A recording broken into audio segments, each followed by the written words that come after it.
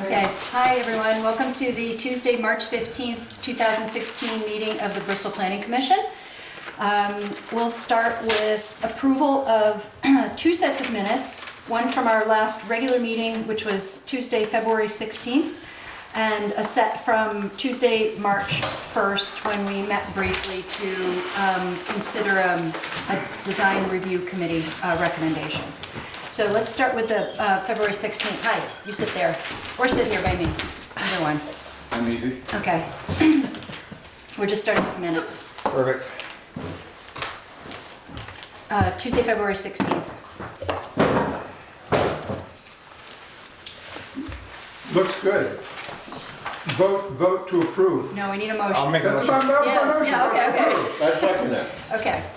Any discussion on the minutes from Tuesday, February 16th? Part of which was our open information session, and then we started with the first articles, reviewing the 1 through 4. No? Hearing no discussion, all those in favor of accepting the minutes as drafted for February 16th, say aye. Aye. Any opposed? Nay. Okay. Tuesday, March 1st, which was a very quick meeting, when we reviewed a design review committee recommendation and approved it quickly. We met for about 10 minutes max. Four and a Yes. half. Top. I'm seeking a Make a motion to approve. accept the minutes. Okay. Yeah, second. Do I have enough votes to approve it? Were you here? I was there. Bill, Gary, You can read them and Skinner were all approve them. You there. kind of read You and can review approve, them and approve them. even if you yes. weren't there? Yes. Does it accurately reflect the minute in It the does. meeting in your opinion? He says we Even if can. you wanted to. Okay. 5 of you were there and 5 of you. Okay. Okay, we have a motion to approve and a second. Any discussion? So I wasn't there, so I don't know if the minutes were accurate, but I believe Adam? they probably. Suggest that you are able to participate. Well, They appeared correct. always glad to be participating. Okay. All those in favor of the minutes from March 1st? Aye. Okay, thank you. Do they accurately reflect the meeting? But- Do you believe they do? I believe they do, I believe they would, they always There you go. have in the past, I trust their Review them and arguments. there you go. Yeah. If there's something controversial or you don't like. I thought we had to don't have approve, the but, people who were at the meeting to approve. As long as you go back and read Every them. meeting, we learn. Pretty Okay. intense session. So Yeah. let's pick up with administrative matters, our second item on the agenda. And we'll have an ad hoc committee report, which is an ad hoc committee of basically one at this point. Do you want to give us an Sure, right update? now? Sure, so I'm the designated person who meets with the folks on the business park, and have been for some time, and so there were 2 meetings since last time we were here. One was the regular meeting in Teresa's office, where it's Teresa and Adam and some member of Alan Heisinger's firm. This time it was Kevin Kamara and Kevin Harper and me and Peter. Therese. and Peter usually, yeah. So, and it was very good. I think people all went away feeling very good about it. Basically, the engineers are doing what they do. You know, they're looking into septic and water and basic conceptions where you could fit in all the parking spaces and so forth. And so they're doing that just fine. But then Kevin Harper also wants to think a little bit about some flexibility of design. For instance, they have all their parking spaces in one big, huge lot in the middle. And they have several huge buildings. And so they're thinking about possibilities of more of a campus scatter, thinking a little bit about building into the slope a little bit. Basically, the engineers have been working with a little envelope on the flattest land, but Kevin owns the land on both sides too. He could keep more if he wanted to build into the Stony Hill developers with Kevin as their lead person here. He could build farther off to the side. So he wanted to bring the architect, Milford Cushman, who designed the fire station for him and has done about 15 projects with him actually, over to look at the site, because site evaluation is Milford's specialty. And so he went out of that meeting feeling very good about the engineering and very good about the town's responses to him, but wanting to bring his guy in to look at the design. And he asked me to meet with him, which I did. I don't even know what day this is. On Friday. And we had a long meeting, and it was great. Milford Cushman, his architect, is a big picture guy and has all kinds of creative ideas. But basically, the question that's related to us, I mean, we support this, we want it to succeed. It's been a priority of ours, it's a priority of the select board. So that's my role going in, to see if we can make it succeed the way we want it to and produce a lot of high quality employment within walking distance of the town. The stumbling block may be that, according to our current parking article, for commercial, and some other things in that category too, but including commercial, you have to have one parking space for every 200 square feet of space. And if they had 40,000 square feet, obviously that would be 200 parking spaces, and that takes up a lot of the flat area. This is, of course, way beyond what is available on Main Street, which tends to work pretty well. But anyway, they're going to do two things. Milford is going to do a traffic design, a traffic assessment of Bristol in general. That's one of the things he does, and just present his findings, his analysis. Kevin is going to do an assessment of how much parking they have at Bristol Works, and how that is related to their square footage, what they need, using a lot of light industrial sites, although they also there have the police station and the school department and two doctor's offices, where you have a lot of traffic, but people are just there for half an hour at a time. So they're going to come with some assessments, and then they may, presumably we'll be looking at parking next month. They may come with a request, when we look at parking, to have some kind of more flexible standard by certain criteria. I asked them if they are going to be coming with something like that, to get it to us in advance, so we can think about it, so Sue and Adam, among others, can think about it. But again, my sense is we're definitely committed to wanting to see it work if we can, and yet wanting to have standards that work for the whole town. So that's it. Expect that there may be some proposal, or not, who knows, about parking. The other thing about it is they're not going to build this commercial park out, this business park, right away. They're going to plan flexibly and then build as they have clients. So they're trying to figure out how they can have the flexibility to develop it in the long term. So I just wanted to give you that background, and nothing to really say beyond that or commit to at all.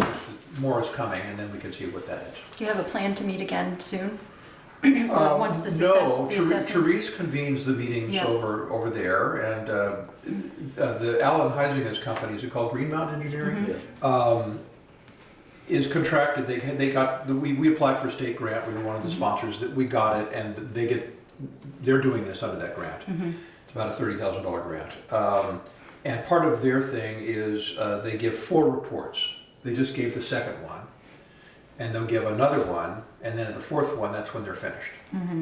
So my guess is, and they're moving along, within a month they'll have the 3rd meeting by the schedule they've been going on. Okay, good to know.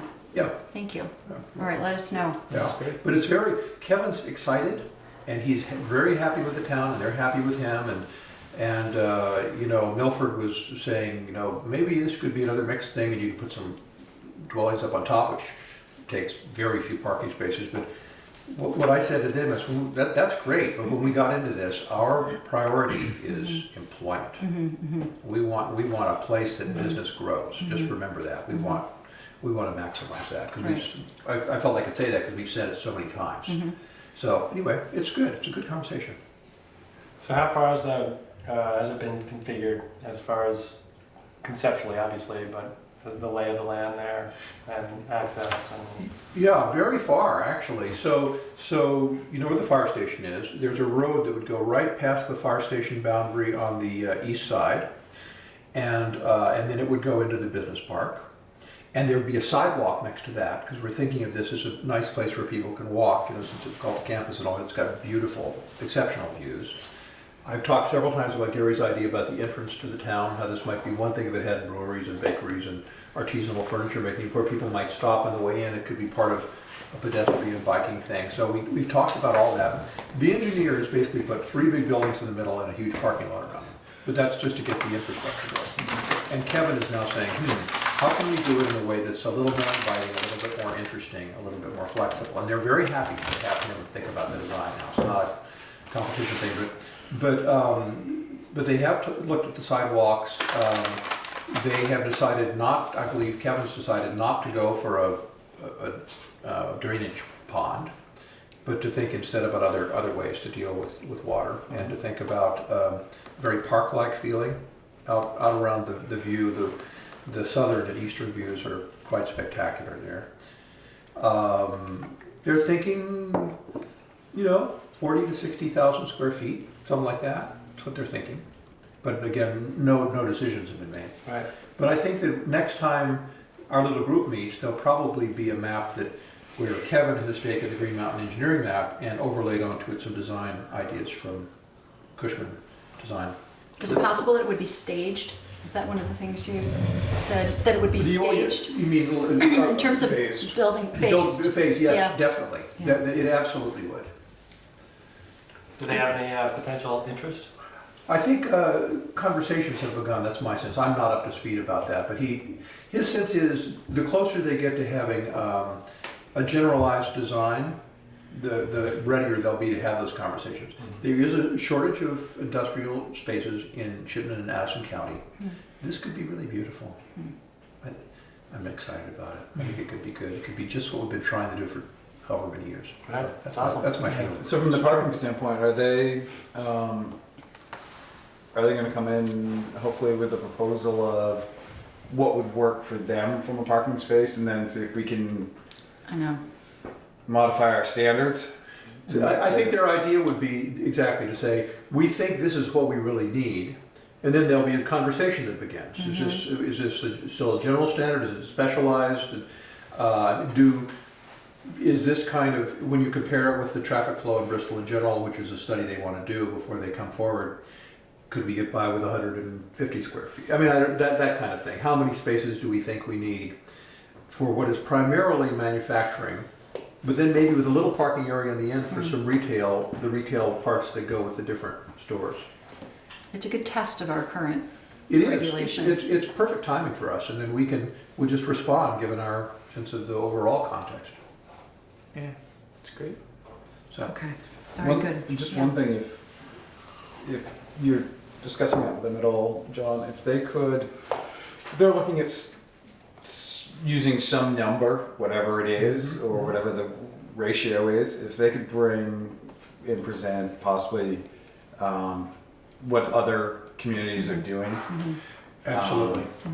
I couldn't agree more. In terms of regs? Yeah. Like If- what certain If they come in and communities say, allow? no, we need 100, one per every 100 square, or 500 square feet is adequate, so we could actually see other regs and then look at those communities and see how that has worked in their community, plus or minus. And that would Absolutely. That's the kind of information that let us make Yeah. a good And decision. instead of just going, yeah, that sounds about right. Yeah. Because that doesn't work for me. I hear you.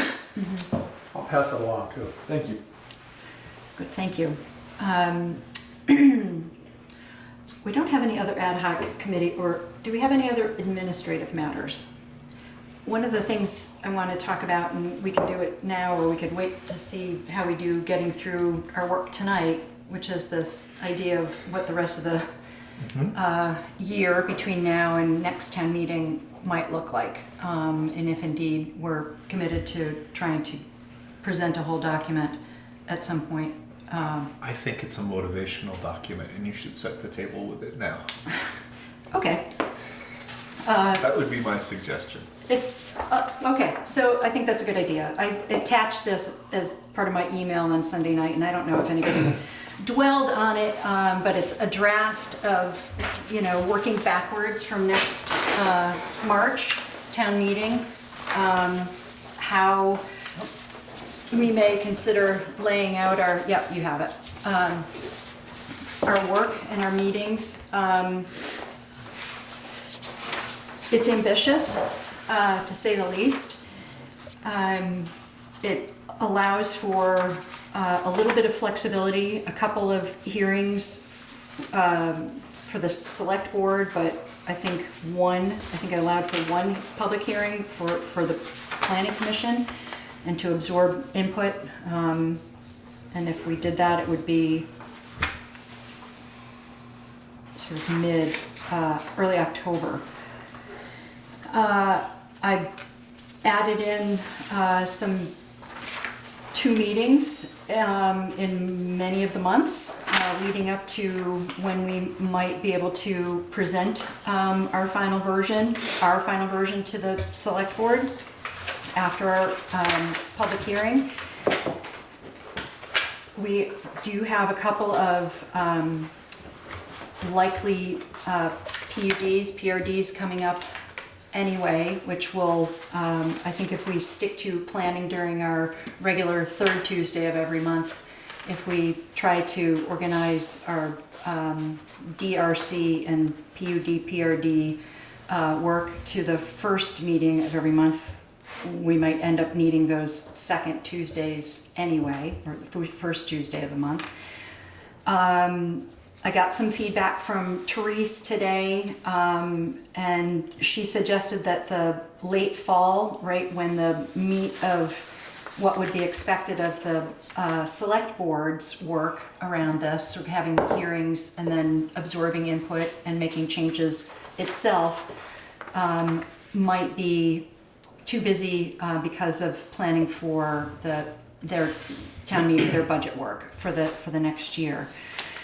So we agreed to speak, and anyway, this is a draft. I wanted to sort of take the temperature of the group and sort of think it out, and I think tonight will be a good test in terms of how we move through at least these articles, which are the sort of nuts and bolts of how the zoning administrator works and the regulations, and perhaps less controversial than some topics may be coming up.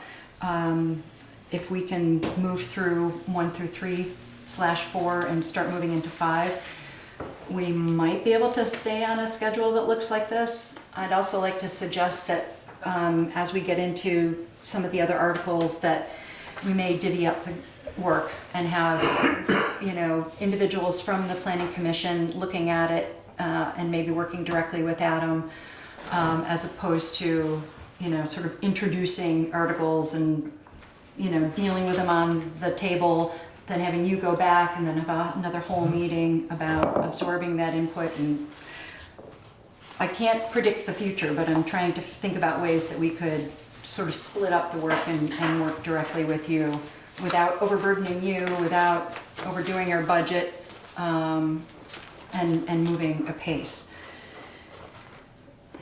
What are people's thoughts or feelings about this? I mean, my goal is to try to get it passed by next town meeting. That would sort of open up the opportunity for us to then, or for the planning commission to do work on the town plan, which will then need to Be done pretty quickly. will need to be done. We approved the last one in November of 2012, so the 5-year window is coming up. Another possibility is to start with some of the articles and get those done sooner rather than later. And anyway, there are a couple of options, and one is to go into 2017 and call a special election if we don't want to wait until fall of 2017. You don't want to do that. Yeah, that's what I thought. I mean, it really. Request a because special election. Special elections, We wouldn't be able to do you it. don't get the Select board. turnout that you Right, I get know. at other Yeah. things, and you only get people who don't like something. Or that are very ambitious for the project. The special election. The one thing you eliminate with the special election is the uninformed voter that just shows up and checks yes or no because they don't really care. Right. I mean, that's the one advantage to a special election. Somebody who actually comes out to vote actually has a dog in the fight. Versus the general election, as we all know, there's a whole lot of people voting. Yeah, whatever. Or not even voting for it. I mean, coming and voting, but not necessarily voting for something So- I'm not familiar with. I'm not opposed to a special election. Your turnout may be lower, but it's those that are. It doesn't happen that often. I mean, we did it for the bond, correct? For the Fairhouse, was that a special election? I would say. Yeah. I haven't witnessed that many in 10 years. We've had a So, few school budgets that had to be special. elected yes, and things right. like that.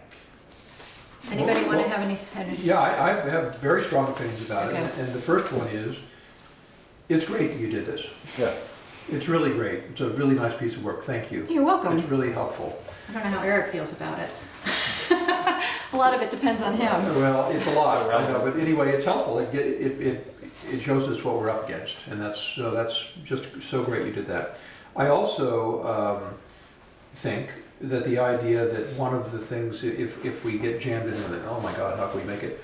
I think the idea of splitting up some of the articles and working on them in little subgroups is a good idea. We'd have to start that And I sooner rather read, than did later. everybody get Teresa's letter to you, or did I just get that? No, I as forwarded vice it to chair? you as vice chair. So anyway, so Therese was saying that we might not be able to do it by then because the select board's really busy in the fall, and then she had these two other ideas, one which was, and I know where she's coming from, but one of which was, look, maybe you could just have some things voted in March and some things voted later. And I really strongly feel, and somebody said this, Adam, or maybe Adam said it, somebody said it, maybe Eric, that we should really vote the whole thing at once, and I feel that way. It's a package, you know, it's got some coherence. I don't think we should split it up, and I don't think we should go past the next town meeting. I think that we are on a kind of, what's the analogy? It's not the baton death march, but we're on a final, we're the last lap. We're sprinting toward the finish line. And we're working hard, and I just think we need to keep the schedule. And if we're falling behind, we have the possibility of working with the subcommittees. So that's how I feel, really strongly. I agree with a lot of that. I love the idea of having a schedule. The one piece is I don't want to just end up at town meeting day for a vote because that's close enough. With the work we've put in it and the diligence we've put into up to this point, to just hurry through to make a deadline, I would find that absolutely revolting. And I get wanting to get stuff done, I'm all about it, but we gotta make sure we dot all the i's and cross all the t's that we have in the past and not just vote through, yeah, whatever, because we got a deadline. Is one possibility that we postpone a vote or postpone the work on the town plan? Can we extend for a year if we don't make March and we aim for November of 2017, which is when we would want to be voting on a town plan, is it possible to re-up our current town plan at that point to give us a year to work on that? If we don't modify the town plan, do we need to get voter approval, or is it just re-adopting the existing plan? You have to have, well, That's a good question. you have to have your hearings. Mm-hmm.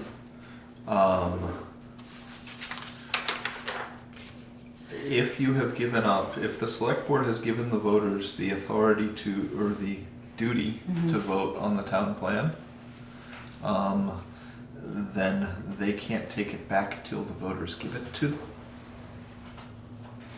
So the voters would have to vote to allow the select board to approve the town plan, Even with no modifications. even with no modifications. Well, could the But vote? so if you're gonna have that vote, you might as well just have the vote on readopting the Right, current right. version. Well, that's where I was going with that. Yes, that's what I think. Like, And- can you do it for 1 year? Can you say that in the re-up?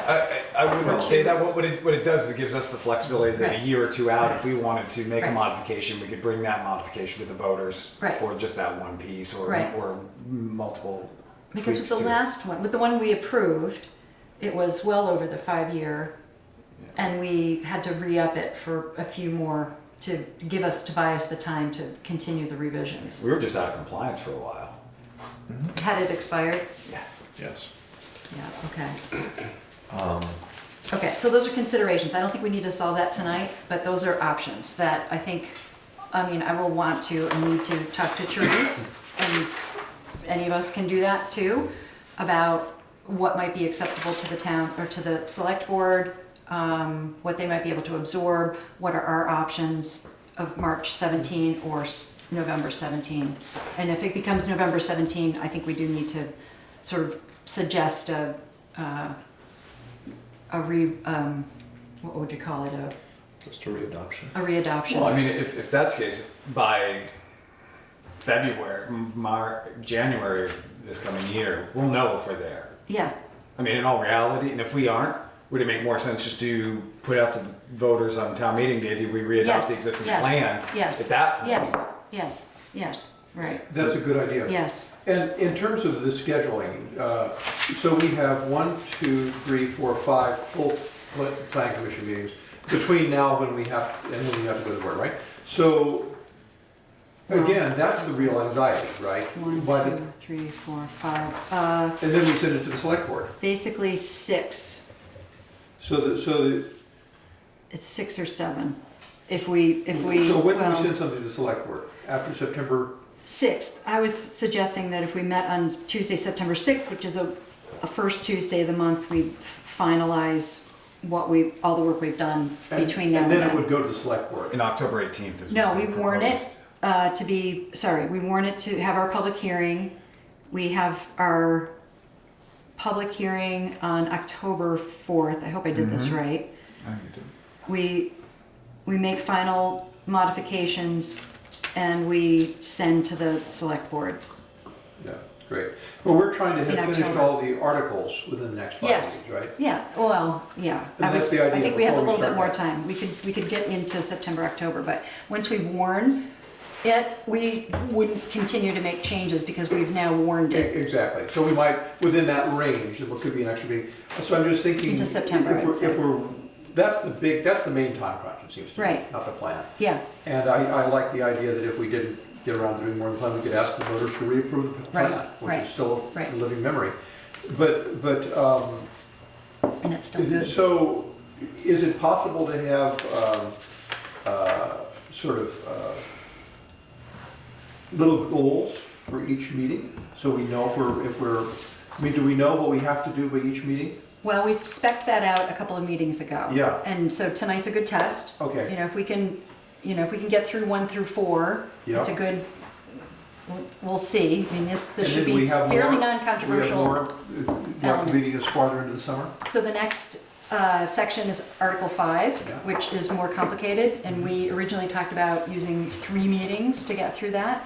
I don't know if we're talking about 3 full months or 3 meetings with the addition of a first Tuesday and a third Tuesday.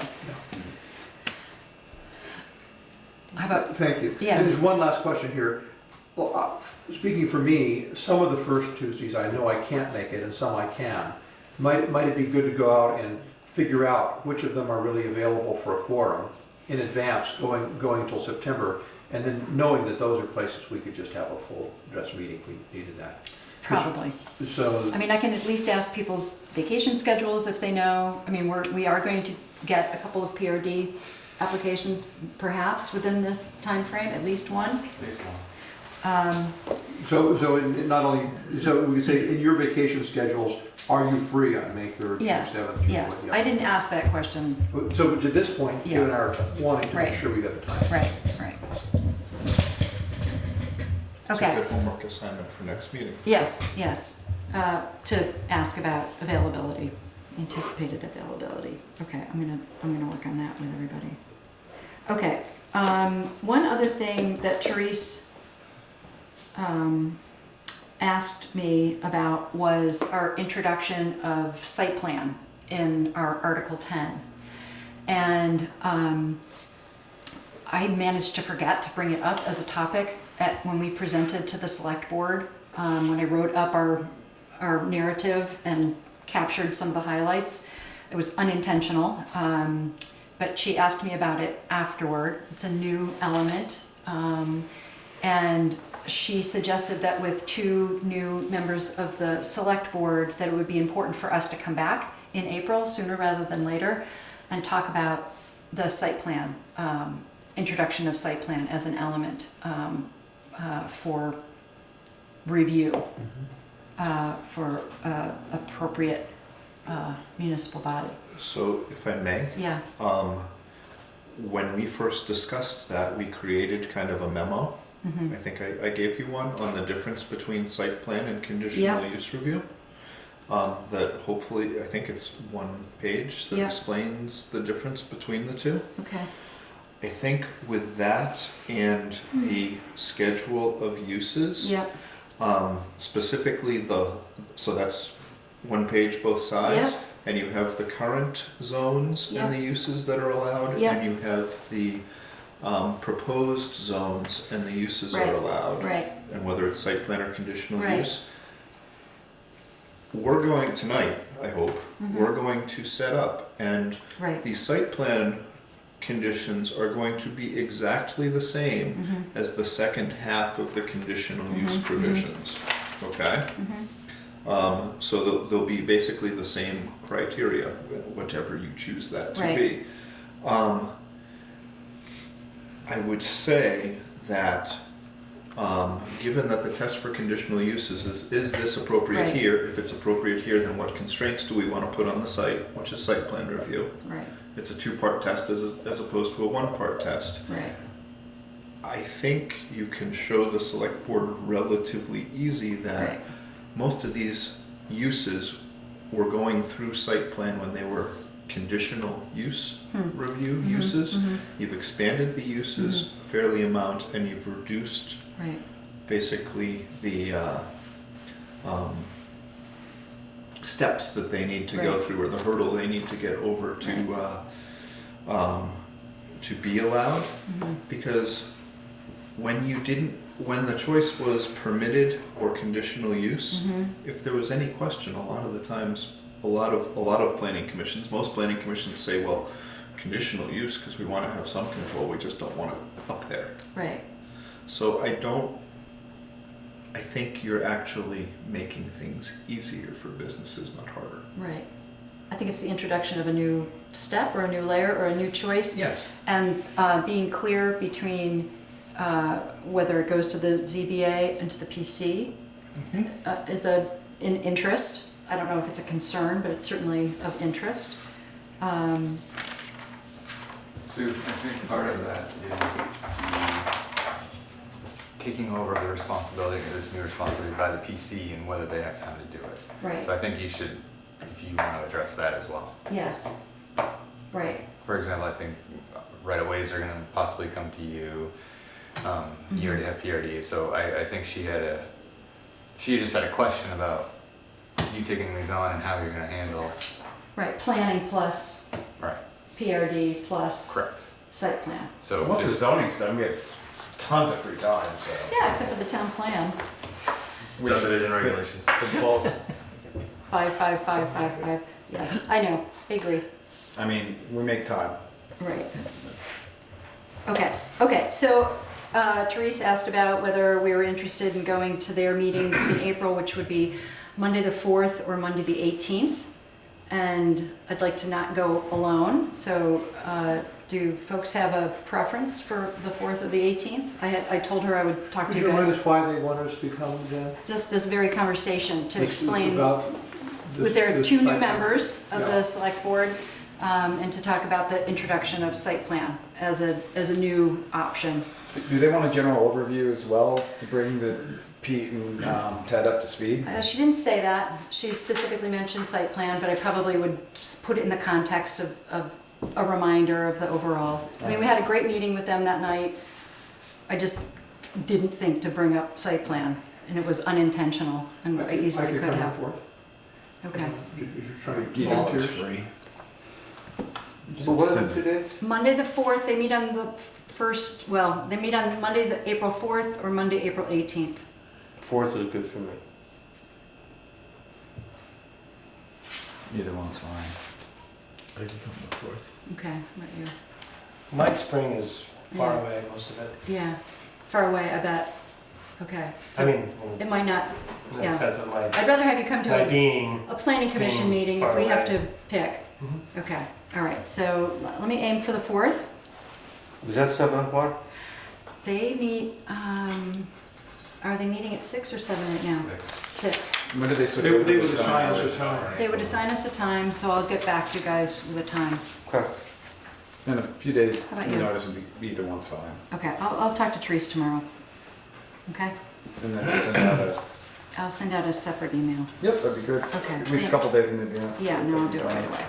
Okay, thanks, everybody. Okay, sorry about that. We just made it 45 minutes, but I think it was good. You know me. Okay, let's proceed to our review of the good work. Drafting revisions to Articles 1 through, existing 1 through 4, and creating a new 1 through 4, essentially. 1 through 3. 1 through 3 with a And new then 4. and then 4 is part of your Article 5, so it's part of Yeah. what we're trying to get ahead of the game. And the reason I chose to break it out is that they're basically required provisions, so they should be relatively easy. Does that make sense to have them in a separate article like that? It makes sense to me, Okay, I trust you. because they're required. They change Yes. with statutes, and And those are the only required ones that yes. you listed? Okay, Yeah, okay, by statute, yes. okay. Yep. All right. I have a copy. Just before Yeah. that, I just did proofing on section 110 through the first article. And do you know where I am? You sent them out. Can we just wait till we get into, Where are you? Section 110 enactment, yeah? these were all sent out. For Right. what? Yeah, So what are you asking me? well, there's some, Are they typographical errors or are they well, some, questions? no, they're not questions, it's just typographical. The regulations, sometimes it's Yeah, yeah, yeah. capitalized, sometimes Yeah. it's not. Yeah.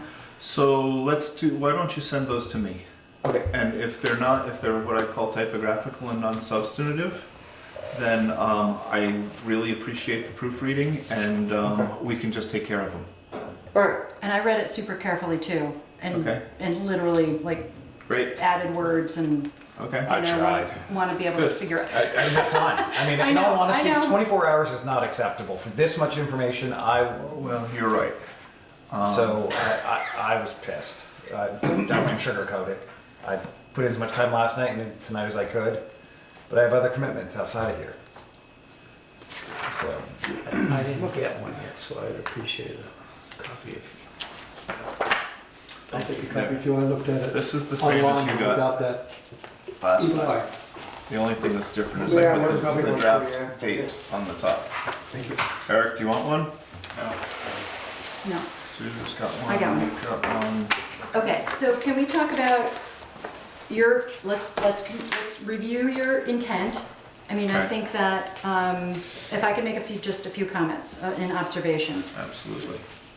What you introduced and described your intention to have these articles reflect the sort of the legal, setting up the legal parts of zoning regulations and bylaws, right, what's required, and sort of setting it up so that the flow of the articles and the sections within the articles reflects the process of, it gives authority to the planning commission and zoning board, it gives authority to the zoning administrator, it outlines the process of a zoning permit application process, it outlines, you know, how that works, all the fees, all the elements of that, how to appeal, all the different parts of it. It's basically the mechanics of this work For the applicant, that's correct. for the applicant. And so, do you have anything you want to add? Sure. Yeah, So okay. that's what I did last meeting. And then I made changes to Article 3 with Eric as the person who's most familiar with how Bristol's in particular zoning works and what you do. Those are in there. I went over those with Eric and Sue. And those are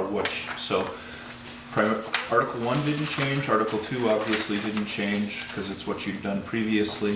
So all the changes were in Article 3, and then I also added basically a new Article 4, which are the required provisions. So what I just sent around are the two statutes that talk about basically required provisions and prohibitive effects, and it'll help us understand why I included the ones that we did. It'll help with context of what we're looking for.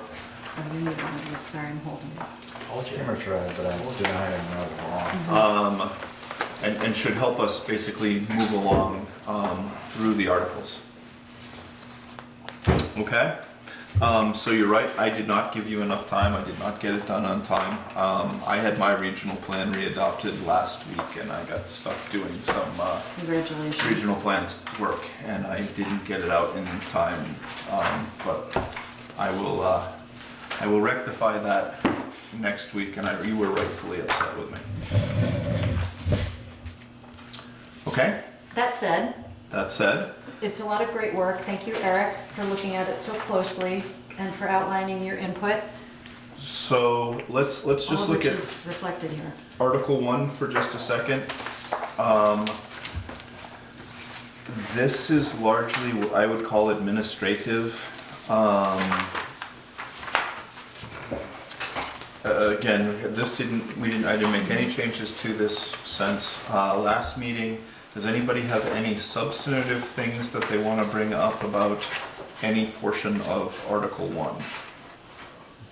I'll send my input or typo stuff after the Send fact. your typo stuff directly to me, and or hand, yeah, however you want to do it, and I will get them. And I appreciate the proofreading. I'm particularly not very good with capitalization. Section 240? We're not on 2 Oh, yet. I'm sorry. Hold I on. skipped, I'm Yep, sorry. that's Sorry, okay. Sorry.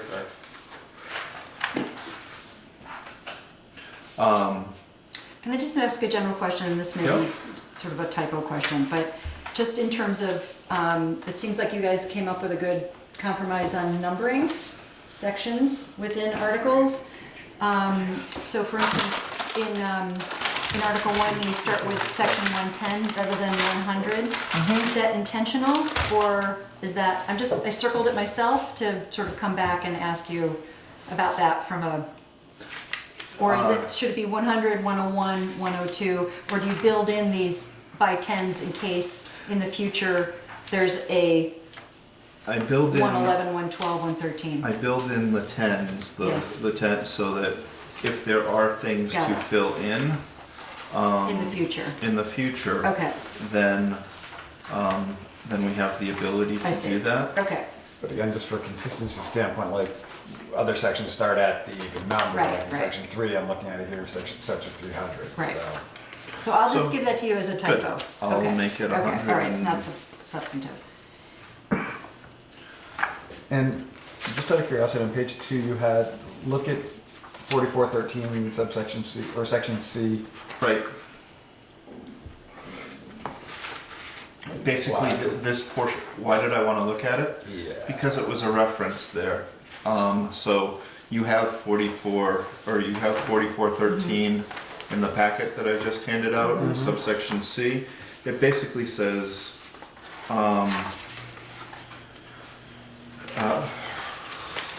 It's the I- enabling legislation for this It's work? the enabling legislation for this work, thank you. I wanted to make sure that the way this interpretation was written would mesh, work with 4413. Since it's a limitation on municipal bylaws, I basically need to do that. And the answer is it does. So I took it out. But that was a note to myself to make sure I got it right. Oh, I see. Which part? The stuff in yellow?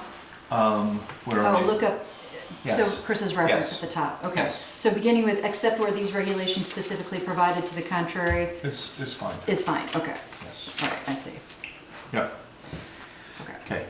Everybody good with section 1, Article 1? Yes. There you go. Yeah, do you agree, Chris? Do you have a problem? No, let me hear. I want to make sure everybody's okay. Okay. Okay.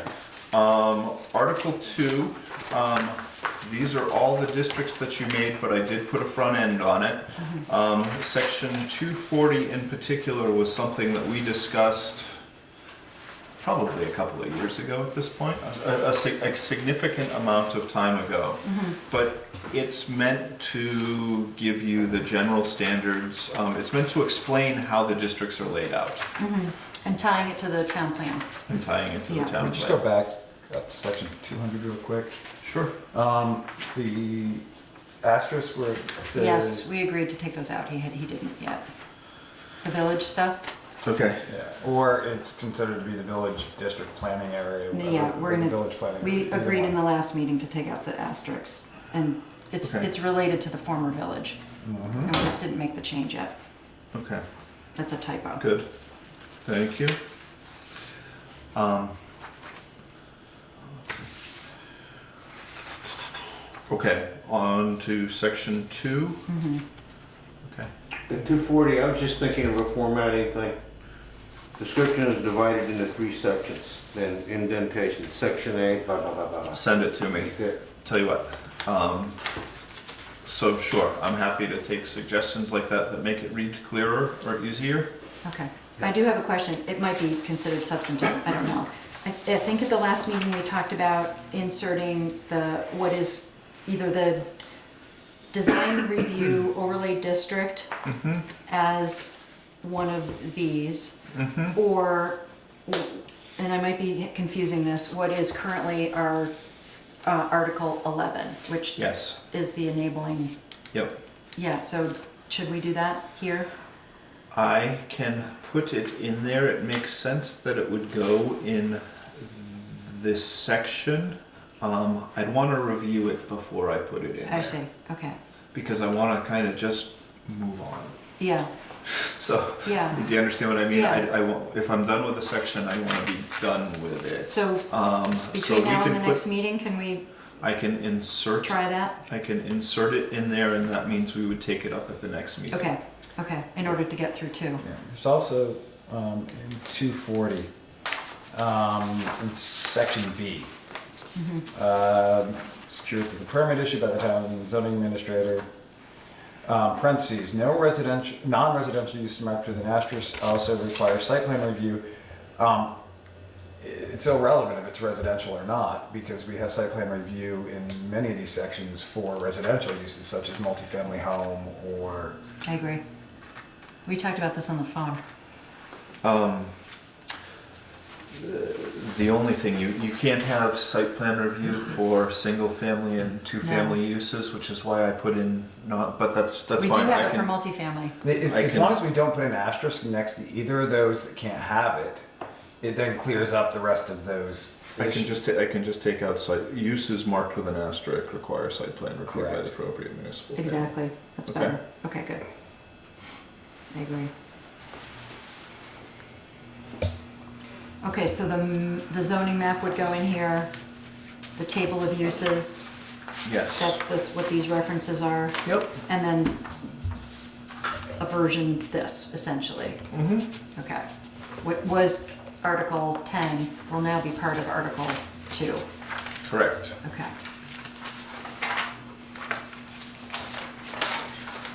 What?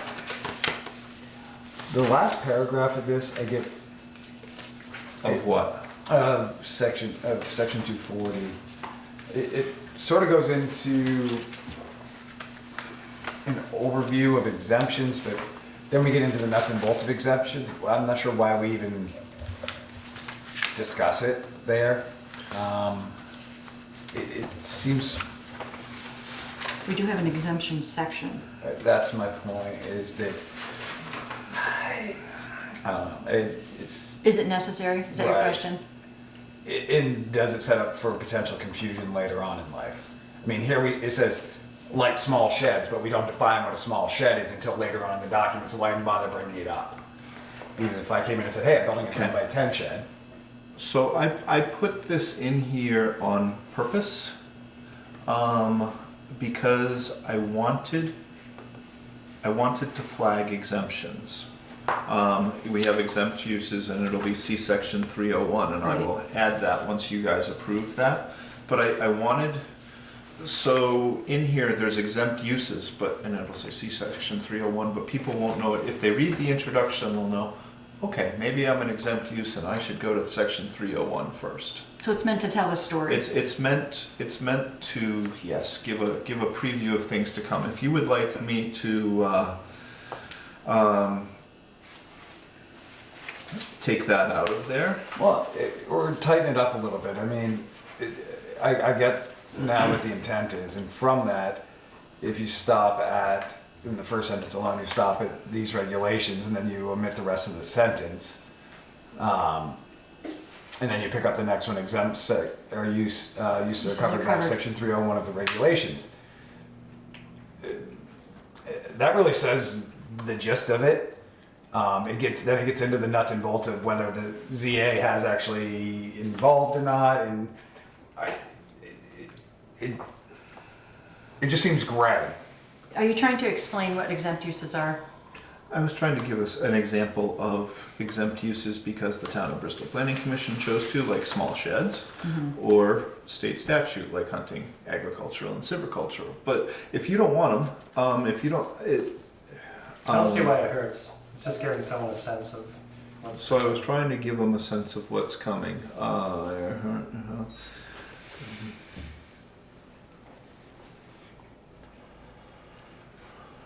All right, I'm gonna flag this as a possible to talk about after the fact. Can we No, just let's keep- get it All right. done. Okay. It's not gonna- I don't think it's a big issue, Okay. and I think we can get it done quickly. Yes. So So Chris is suggesting taking out the like small sheds or by state statute like hunting, agriculture, and silviculture uses. So and that first sentence after planning commission. I'd take it out. I'd take out like small sheds, and Right. I'd leave or by state statute. Period. okay. Exempt uses are covered under section 301 of these regulations. We can take out the farming sentence, I think, if you want to. So it's really not giving anyone a sense of the example of what your original intent of the paragraph. I'm arguing for you. So how would the sentence read? Like, even though exempt, certain uses may require that a permit application be filed with the zoning administrator. I mean, you do address that I do address that. coming up. Section 3. Section B.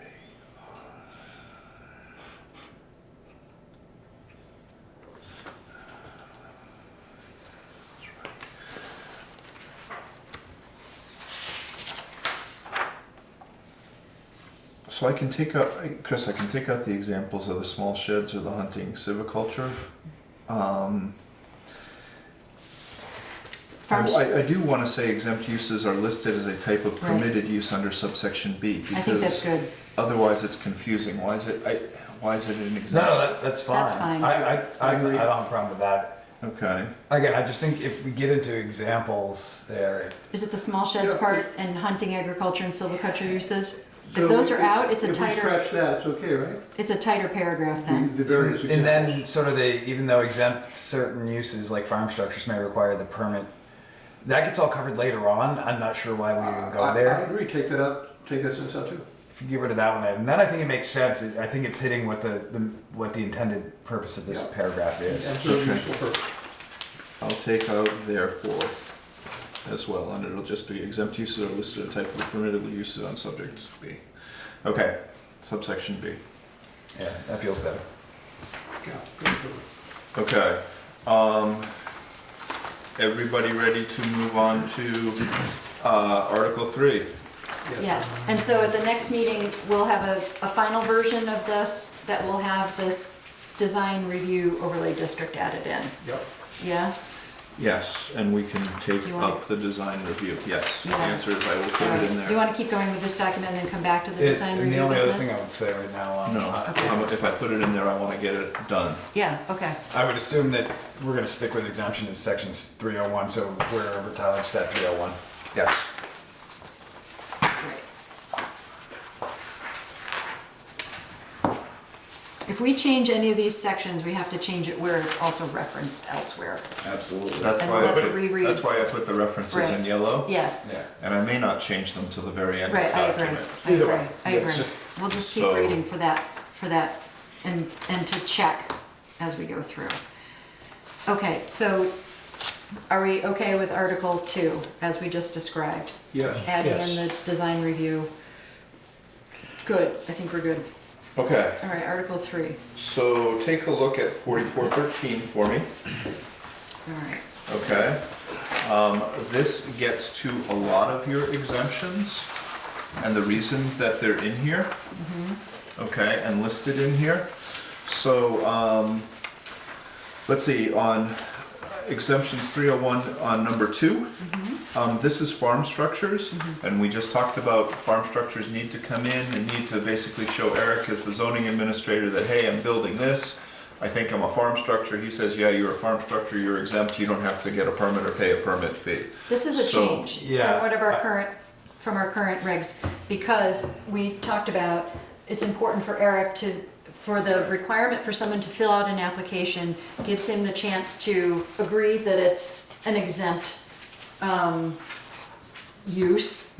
And if indeed it is an exempt use, there will be no fee required. But it does require someone to fill out an application. The language in the current one is the person shall notify the town of Bristol of the intent to build. Right. That's exactly what the So I state asked statute them to says. say, notifying me would be through an application. Right, so Eric's suggestion is to formalize it by using an application, by using the application process. Because if notifying, he needs a little bit more information than just, hey, I'm gonna build. He needs, hey, I'm gonna build. And this is what it looks like. I own this parcel, Right. this is what it looks like, I'm This gonna is where build it's it gonna here, be. here's the road, or here's my Technically, property. they have to prove, if they don't adhere to the town setbacks, they have to prove through the letter from the agricultural Right. commissioner that they don't have to adhere to it.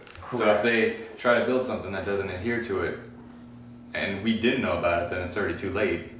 And they've already built it, and if they can't supply a letter that said that it complied, or was an agricultural business, then the cart's before the horse, and the building's already been built. You follow me? Yeah, I am, but I mean, you're right, if it's agricultural and they provide the letter, then they can have any setback they want, and we can't do anything But about this it. requires and somebody nor comes in. nor does it require a permit. I mean, the law clearly states that it doesn't require a permit, so we're asking them to fill out a permit. Application. An application. We're asking them to provide enough Notify. information for Eric to make a decision regarding whether or not they need a permit. Otherwise, you're leaving the onus on them to decide that they don't need it. And then we get into that it's gonna require them to contain a sketch. I mean, can't the application just be, if the application was just that with the letter stapled to it from the Secretary of Ag saying, it's good, move on. But yet they still have to provide the drawing? Sketch isn't, a sketch is a sketch. A sketch is not, Okay, so a napkin sketch is acceptable in that. No, I'm not trying to beat this up, but I think I don't there- want to you- overregulate you something have- we can't This is overregulate. input from Eric. Oh, I So know. Eric, can we talk a little bit more about on why your this is application, important? you have a blank sheet, right? Can you ask people to sketch on that? I do not give them a blank sheet, I make them provide their own. Okay. But yeah, So- I tell people, it says clearly on there, it doesn't have to be a surveyed map, it could be an 8.5 by 11 sheet of paper drawn to scale. And, It's you drawn know, to we- scale is we the do get requirement. Napkin stuff that I have Roughly to copy, scale. But roughly to scale, yes. It's So I mean, the intense. state statutes say they have to notify us. Right, it just says they have to notify you. It doesn't Right. say in what manner or what information they have to provide. Correct? But they have to give him enough information so he can make a decision. It's not like I'm going to do this, FYI. Because the state statutes say that they have to abide by our rules unless they can prove that they have For the setbacks, for the setback. just for the I setbacks. think this is an Just- improvement. I think we should do it. I mean, it's a little bit of work, but it's not a lot of work. And it seems to me without this, it leaves Eric in a vacuum. But I'm confused where we feel that we can actually require them to abide by our setbacks. I want to know where in the law it says that. Because if they aren't an agricultural, as deemed by this, Secretary of Agriculture, then they have to adhere to our setbacks. You can say that you're gonna build a barn, but if the Secretary of Agriculture doesn't say that you're a barn, then you're not a barn and you have to. But they adhere to still our- have to do the setbacks, even if they are ag, they would have, but they have to get. They have to get a waiver from. They have to get a waiver, so it's, you still, Yeah, no matter what, you have to do the setbacks unless. It seems to me this is general, Right, approved by the Secretary of Ag, not by us. concrete enough. No I one's think- gonna say they have to abide by our setbacks. But all we're saying is complete a zoning application. I think we're not getting into that here, and I think we need to say it and move on. Could we call for a straw vote? Because I think we're getting stuck on here, and I'm not sure. Well, this is important input from It- it's- Eric, and it's- this is and the. it- and this it's is very someone who- important to our history and one of the, probably the largest industry we have in this town. Right. Do you feel this is onerous? Is that why you're saying Oh, I this? think we're way overstepping our bounds. Are I we know in over? Moncton, from personal experience in ag, that we had to, it was the same thing, we had to abide by the setbacks unless we had a letter from mommy or the doctor, or in this case, Secretary of Agriculture saying that, no, you don't need to be 20 feet from there. And so how would you get that letter? Well, we didn't have to, because we abided by the setbacks. But I'm making a different point. This does not use the word setback, does it? Am I missing the word setback? What line is A it? sketch of the proposed structure that includes setback distances from adjoining property owners and street right-of-ways. Where- And other, oh, yeah. and other information sufficient to the zoning administrator to determine whether the activity or structure constitutes the exempt activity. Now, Isn't the exemption really coming from the Secretary of Ag? It should be more stated that if the Secretary of Ag claims it's exempt, then they have to follow their rules. If not, then they need to. I would be fine with that process, but saying you have to fill out. An application? I mean, the notification could be the letter of ag, from the letter from the Secretary of Ag saying, by the way, this is the barn I'm building, or this is the shed I'm building. So a And zoning that should be application adequate. is Eric's suggestion to I guess, formalize the process. So it's rather than calling and leaving a message and saying, I'm doing this, it places the responsibility on the farmer, But I let- guess. Let me see if I can build on, I'm sorry. Yeah. Let me see if I can build on Chris's last comment. So if it said, complete a zoning application or submit a permit from the Secretary of Ag, does that take care of it? I just feel So, we're getting caught in The that squirrel's application nest here, but I'm notification to trying the honor municipality principle. must Would that do it? contain I think a letter from Which they would Agriculture, want Food and to, Markets. which they would want to do anyway, right? I Or they would re- need I would anyway. reverse the order though. Or- I'd say a zoning application or a letter. So the zoning The is the zoning default. application is like instantaneous for the most part, and a letter is impossible. The Or not impossible, application, but it takes a lot more time. And most of the time, the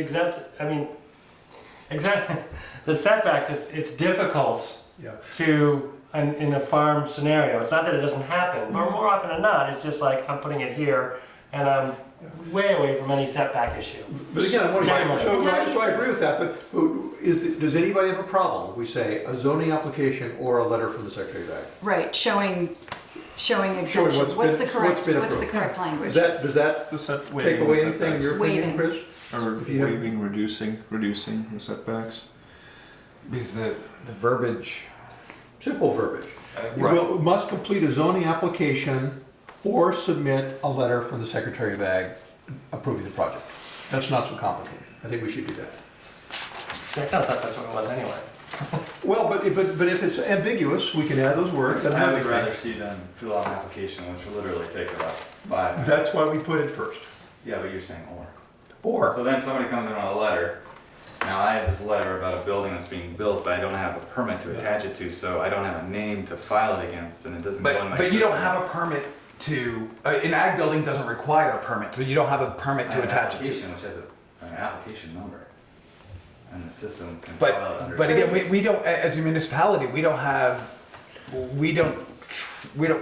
need to track that. You don't have the authority to regulate it because it's exempt, once Right. you find that the Once setbacks. you find that it's exempt, but you have to have the onus on them to prove that they're exempt. Right, so you So still have to where does- protect adjoining So you fill out a landowners. little so- application that says, I'm gonna build a barn.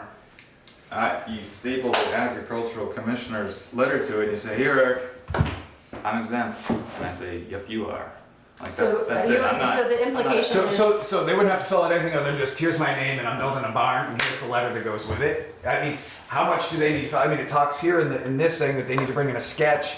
I guess my feeling is that literally adjoining property filling out owners? a barn application would take 5 minutes. So if that's 2 owners, you later in these things, you're going to be asking people to go get their deed records and page numbers because of this whole parent lot thing that you're doing. So you're putting a lot more work on regular people. So why can't this farmer spend 5 minutes filling out an application that says, I'm exempt, my barn is this square, my property is this square, I'm a little close, but this is the exempt letter. Is it possible for us to have an application form that is related specifically to farm stuff so that it doesn't Yeah. imply permit? Well, what I'm trying to do is get around an issue related to the perception that someone may need a permit when they are ag and exempt from permits, okay?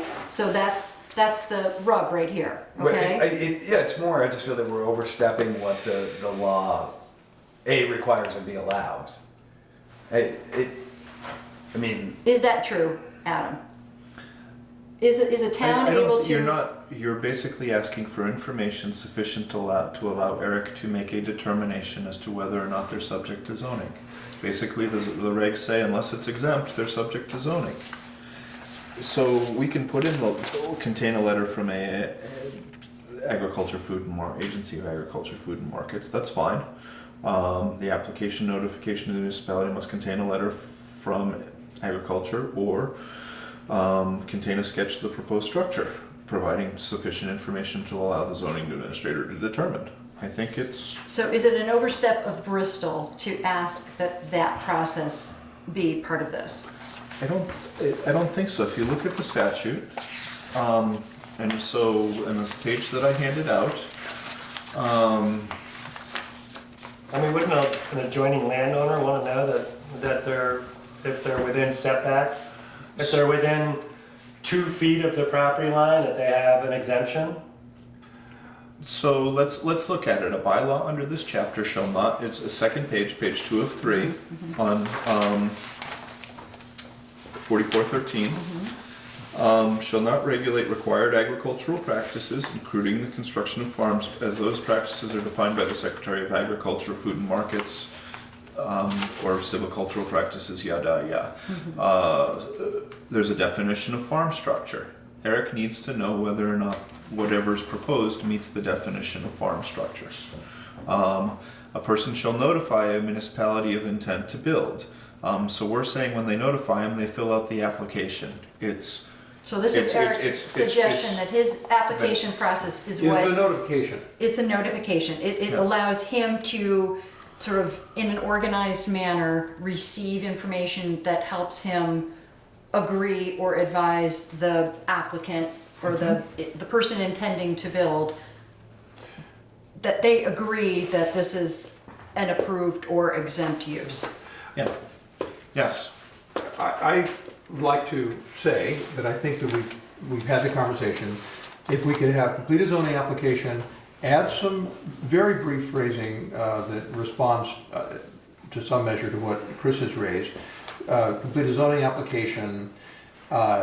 In the case of farm structures, this could include a letter from the secretary, and move on. And I think we should have a vote on this and move on. I think we've had the conversation. And that's as much consensus, maybe that's pretty much consensus, I don't know, but I'd like to call for a vote on it. Well, let me take a straw. How are you feeling? I still don't like it. I don't know why. It ought to just be, honestly. Is there any compromise here that we could come to, or are you going to oppose this? I guess I'm trying to figure out Does whether. that extra verbiage help at all? It definitely helps. And then striking out some of this additional, I mean, again, the application contains a sketch of the proposed structure. Why? If the Secretary of Ag says you can build your barn, Contain a letter from AFFM or contain a sketch of a proposed structure and include the setback distances. that would be fine. That's how I wrote it. The application notification to the municipality must contain a letter from AAF or or contain a sketch of the proposed structure and include setback distances including sketchback distance from a property in the street. How's that sound? And then it Eric? goes and other information to allow the zoning administrator to determine whether Is it the sufficient? activity or structure constitutes an exempt activity. I think I you're wanna making find it a more compromise. convoluted than it needs to be. I agree with John. I agree. Just Totally agree. You're Okay. making this way more complicated because all I've asked for was an application. Do And we if, have an application form now? Or is that Yes. something that has to be Yep. developed? huh? No, he has. No, we one. have it right online. Okay. But whatever. Okay, so with this added language from Eric, or from Adam, And then we move on to the, if the zoning admin finds that the activity or structure is exempt, no fee shall be due. correct. That's the letter of the law. I mean, so, So Eric asked it- me to put that in there specifically to let people know, even though we're asking them to fill out an application, we're not looking for a fee, because that's what he told me people they're most concerned about. There's no. So you're right, it is the letter of the law. They don't need a permit. I think in complex and contested areas, the principle of strategic redundancy prevails. There is no problem with adding that sentence. It takes away no rights, it clarifies that none of them are taken away. There's no work that needs to be done in that sentence. okay. Other than it feels like that it says, if the zoning administrator finds the activity or structure exempt. I don't know, it just feels like that leaves the ZA to make that decision, where it's not really their decision. The Secretary of Ag is making that decision. How about, well, you could just say. Unless the ZA if If disagrees. the activity or structure is exempt, no fee shall be due. That I can live with. Let's do it, that loses nothing. Okay, hold while we make the change. Okay. Yes? You okay with that, Eric? I've made my point. Huh? I've made my point. Okay. All right, if the structure is exempt, no fee. If the activity or structure is exempt, no fee shall be due, period. Okay. Okay, good. Okay, better? Better. Better? Do you agree? Gary? Yeah. Okay, yes? We're done. Yes. Good. Bill? Skimmer? Yes, I agree. Okay, we got it? Mm-hmm. Okay. Good. Quickly, number 5 in exemptions, and this is just small structures. Yours was 64. I'd inserted a larger number in there, a bigger shed. Eric said he liked 64. I put it back. Okay. Okay. Number 64. It's 64 It's square 64 feet. Which is square 8 by 8. Yep. which is 8 by 8. Which is current, right? That's what it currently is. I know that the current verbiage in number 4 is exactly the same, where do not interfere with corner visibility. Mm-hmm. Is there any standard for that? Do we discuss that at any point? You do. So later in your zoning regs, you've got in section Article 5 somewhere, you've got basically a thing on fences on corners.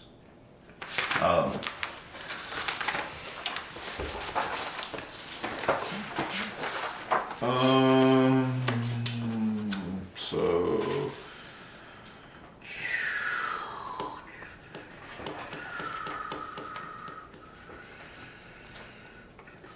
I think will make me eat my words.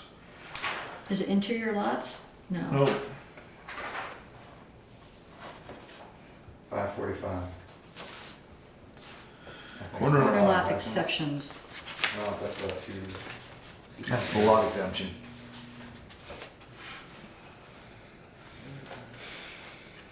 .622, possibly the obstruction division. 34.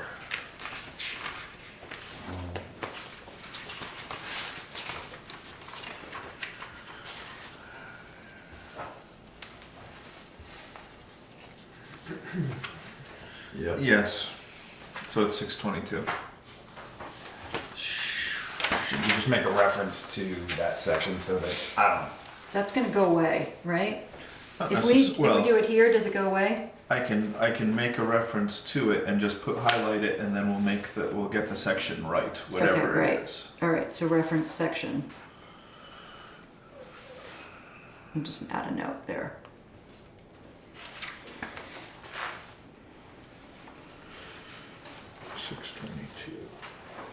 currently 622. Okay. Everybody okay with 64 square feet? Yep. Good. Telecommunications dishes or antennas. If you look at 4413 again,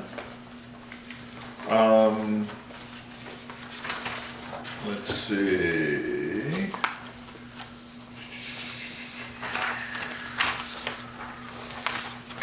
I know there is a section here. I'll be able to do it. 3203. Just read it. About telecom towers and antennas. Yes. 4413. It might be in 4412 then. Oh, 4413 has all these things about lines yep. and electrical distribution. Okay, so it's, excuse me, it's page 4 of 4412, 4 of 5 of 4412, 8A.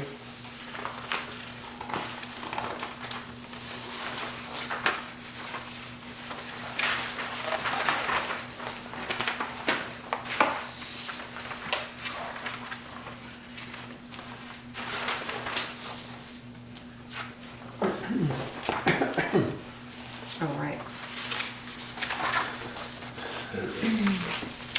So this starts out, remember, notwithstanding any existing bylaw, the following land development provisions shall apply in every municipality. Right? And then we go on to 8A, telecommunications except to the extent bylaw protect historic landmarks. So maybe you could do something in your design review district. That's what I wondered. But basically, other than that, I would say that you can't regulate it, which is why this is in the exemption. The only line that's in there is the word personal use, Right. I think is inaccurate. Because again, if I own a tower or a structure that's 35 feet high and I'm approached by Joe Cellular Company to put that antenna on there based on this statute, as long as it doesn't exceed these numbers, there is nothing to prohibit that. And that's not my personal use, that's for general use. So this is meant to exempt personal use equipment, So which tends honestly, to be I was smaller. thinking of the smaller Right. stuff Like that the Eric, dishes. like the dishes that Eric didn't want to deal with. And you know, the the zoning board also suggested Right, that is outdated, our current section right. about that. So we would take that current section out. Let's see, extend protected by historic landmarks, structures listed on the state or national register. No permit shall be placed on an antenna used to transmit, receive, transmit on the property on the premises if the area, the largest face of the antennas.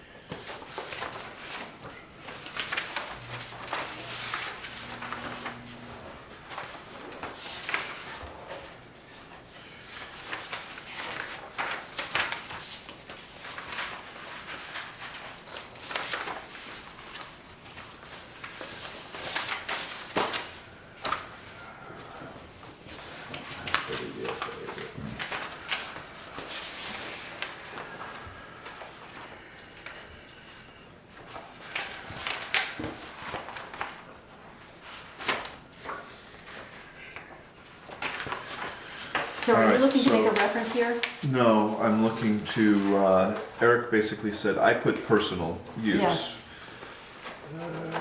Just should attach So to an here's what- existing structure. Here's what the ZBA suggests. This bylaw, what is currently in our 596, includes satellite dishes this bylaw inclusion of satellite dishes addresses an issue that no longer arises. Technology has changed. Big satellite dishes are obsolete. Satellite dishes today are small and are mounted on trees or buildings. Thought the title uses the modifier freestanding. You will note that though the title uses the modifier freestanding, you will note that the substantive language does not contain this limitation. Consider deleting satellite dish regulation altogether. He's referencing 596. So I was gonna take out 596. What I think I will do though, is add a little bit more to this to reflect the statute. The So, state, I will have telecommunications dishes and antennas attached to existing structure for personal use by a single individual.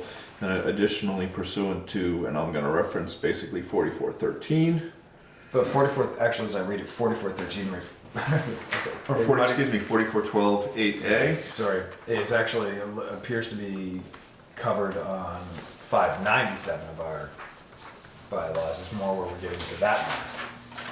597, which I don't know if we kept, which is the We haven't gotten there telecom yet. towers. No, So we haven't got there antennas. yet. Okay. so that's different. I'd rather get to. the Actually, it stuff- talks about antennas as well, yeah, because that would, like a Sally antenna, which the silo usage would be a good example. Do we want to Right. Okay, So let's let's get save rid of that that for a there. different work that issue. through? Okay, so I will, This is meant to be structured for personal use. that's how I set it up, but I think Chris is right. After reading it again, I think I need to expand it a little bit further. And so you're gonna to mimic reference- the statute. 4412 8A, you're gonna reference? Yeah, I think I will. All right.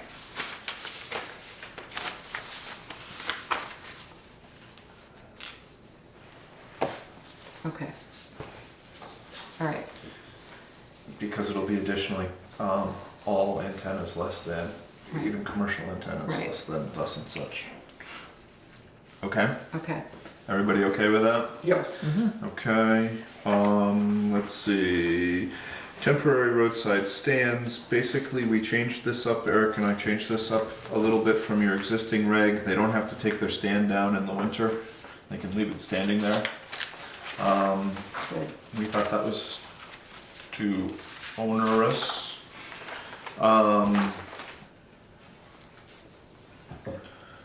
The stand otherwise meets the definitions of an ag structure, right? So that's why it's exempt. Okay, are there any other exemptions you all would like to add? Any other things that you think are too minor for, to bother with? Well, one exemption in effect is for solar in the house or Yes. next to the house, that which is presently under Article 6. If we wanted to get all the exemptions together, that is an exempt use. If we want to keep it separately, that's fine, I just mentioned it as another exemption. In the town plan, it's In the regs. In the bylaw. Right, the bylaws is what I'm trying to say. It's section 527, page 28. So if we wanted to include it there, we could. Okay, Yes. Solar is exempt, but wind is conditional. So I'm just talking about the solar part of it. okay, good thought. So you're gonna add 13? I will add 13, it will be the solar exemption from 527. I'll actually probably put it in front of number 12. Okay. Yeah, I think you could use it, just exactly the language there I in don't have refers 11. to 4414 and then everything after that is, no, that's wind, just the first sentence is all you need. Well, section 527 doesn't exempt it, it says it's a permitted accessory use, which means it has to be it's not exempt. Not for solar, it doesn't, not on the state regulations. That's what it used to say. It says, incidental to a building is a permitted accessory use within all districts. So you're saying that sentence needs to change? Is that what you're saying? It will, when we get there. So We you haven't say, We haven't gotten to And the 5. state is applying some but I'm saying, in fact, it is an exemption which does not need to be permitted Now, now. yes, okay. So let's In the add it state. here. Well, it's gonna have there's now criteria about setbacks that were just applied in June, so certain sizes do have certain setbacks. Of solar, okay. Solar arrays, So this is a change in the state. Yes. June. Okay, so therefore, would you say this is non-exempt use should not be with the other list? certain sizes. Certain sizes, so we'll I sort think you that have out. to do that. I didn't know that. Similar to the farm structure, I would prefer a permit application to come in and then I could ascertain whether or not it adheres to the rules. So for example, somebody's trying to put one in up at Two Park Place and they were gonna plop it down on some of the parking spots that were used for conditional uses. Right. So if they hadn't come to me. So you're talking about a tracker now? Yes. post. Yeah, posts. Yeah. So. Does the current state the- regulations make a distinction between on a house I or didn't know on a the new structure? regulations. I thought it was all It automatic. just applied to me because of that working group that the state has now about, Right. everyone got upset about solar panels popping up everywhere, so. the Some state- people did, like the New Haven Select Board. That's another I mean, question. not everyone. Right. Like every other, half the people. Right, right. So those were implemented on the Yeah, size okay. basis. But there are Good to certain know. sizes that are exempt, But yeah? it's not a town. I will, Yes, okay, so let's look into the size and, and Type? The roof is certainly exempt. certain size and type solar So is it's- exempt. Anything it's also attached to the contained in the structure. statute. Anything attached to the structure is exempt. is exempt. Attached Anything on a pole or otherwise is in the not. yard, it has to be, Yes, it- go through a process. I did not It's even know that. fairly regulated. Yeah. Is it attached to a house or building? I mean, is it attached to a what, structure? I think it's the primary residence Oh, yeah, for, So if you look at 4412, there's a portion in there, number 6, on renewable structures, and then if you look at 44, I think 13, let's see, G, small g, there's another section dealing with solar structures. So I will put those two together. I will create an exemption and whatever's not subject to exemption, and I will put a notification requirement on for Eric so that he can figure out whether it's exempt or not. Okay. good job, man. Okay, good. So we're probably gonna keep a section in Article 5. I don't want to get us stuck on this, but I'm just looking at G1 under 4412. This would be part of the language, but that wouldn't have the effect of meaning that attaching panels to an angled roof is no longer exempt. So look at Is that right? 4412, 6. 4412. Number 6, heights of renewable energy sources, resource structures. 6. I'm looking. So John, let me reconcile those two things Yeah, and okay, figure out yeah. the difference between the two of them. One Right. deals with sloped roofs, one deals with flat roofs. And I'll create a proposed exemption, and also I'll also look at what types you can regulate, and we'll work from there. And can you also, I don't know if it falls in the same, there was some talk of delineating basically a flush mount versus a roof mounted on a frame, where you have a raised panel on a roof, and just make sure that that's all. Okay. Yeah, this is important. I didn't know the change because this was exempt because of state regs. So if the state regs are changing, we need to know that. Great. Okay. Let's keep going. Everybody ready to move on from Absolutely. exemptions?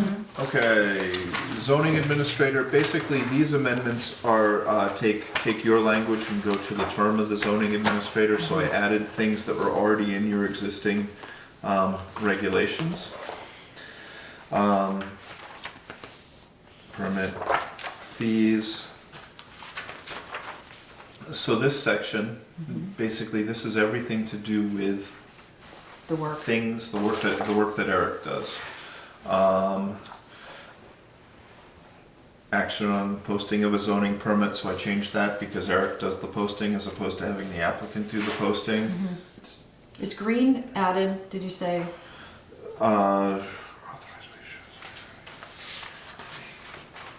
I'm just looking at, this is the first green is under section 323, action, So that's when I Privacy. went back and right. redid it. So I moved posting of a permit, and then I added, it looks like I added some additional language, and then I may have struck some of it. Well, there's a line going through all the green. There's a line going through half the green. Okay, you're right.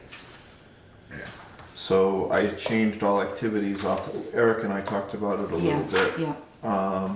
And it fails to substantially complete the activity authorized within a 2-year period, the zoning permit shall become null and void. The application will need to reapply to complete any activities, period. Okay. Back Yep. 310. Okay. Yes. The very last line. Why does the select board have to consult the planning commission whether or not they will remove the ZA? I think that's in the current. It's in your current regs, and I think it's what the statute says. I think it's also appropriate. So may I look at this? Absolutely. You gotta get the recommending. Right, no, I'm confused why we should have any say if the select board dismisses an employee. Well, consultation seems to me that it would be very important, since we're the group that works most closely with the employee, that we should be talking about. Otherwise, it would be a big problem of communication. That makes sense.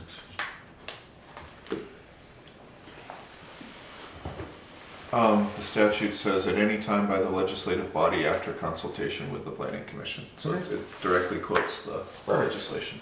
Easy peasy. It's just a question. Yep.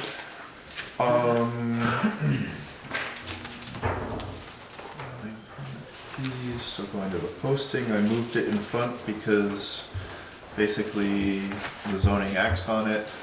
Basically when they post it, effective issuing a permit. Basically this goes to, we added this paragraph that says you've got 2 years, otherwise the permit expires. Certificate of compliance, I added a line basically that said they had to get one before they occupied the building. That was, Did we have a certificate of compliance before? We have a weird amalgamation of a certificate of compliance, which seems to be given, like, for example, if somebody does a refi, they just call in and say, do I have any outstanding zoning issues? And we just $25 and we give them this thing because we don't have any outstanding issues. And then there's a certificate of occupancy, which is I have finished building what my permit said I was gonna build. Now I need you to come out and check to make sure that I did what I said what I was gonna do. Right. I would like to actually always make it a certificate of occupancy.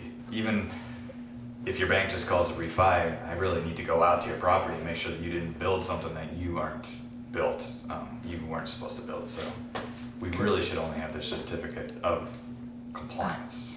which do you like?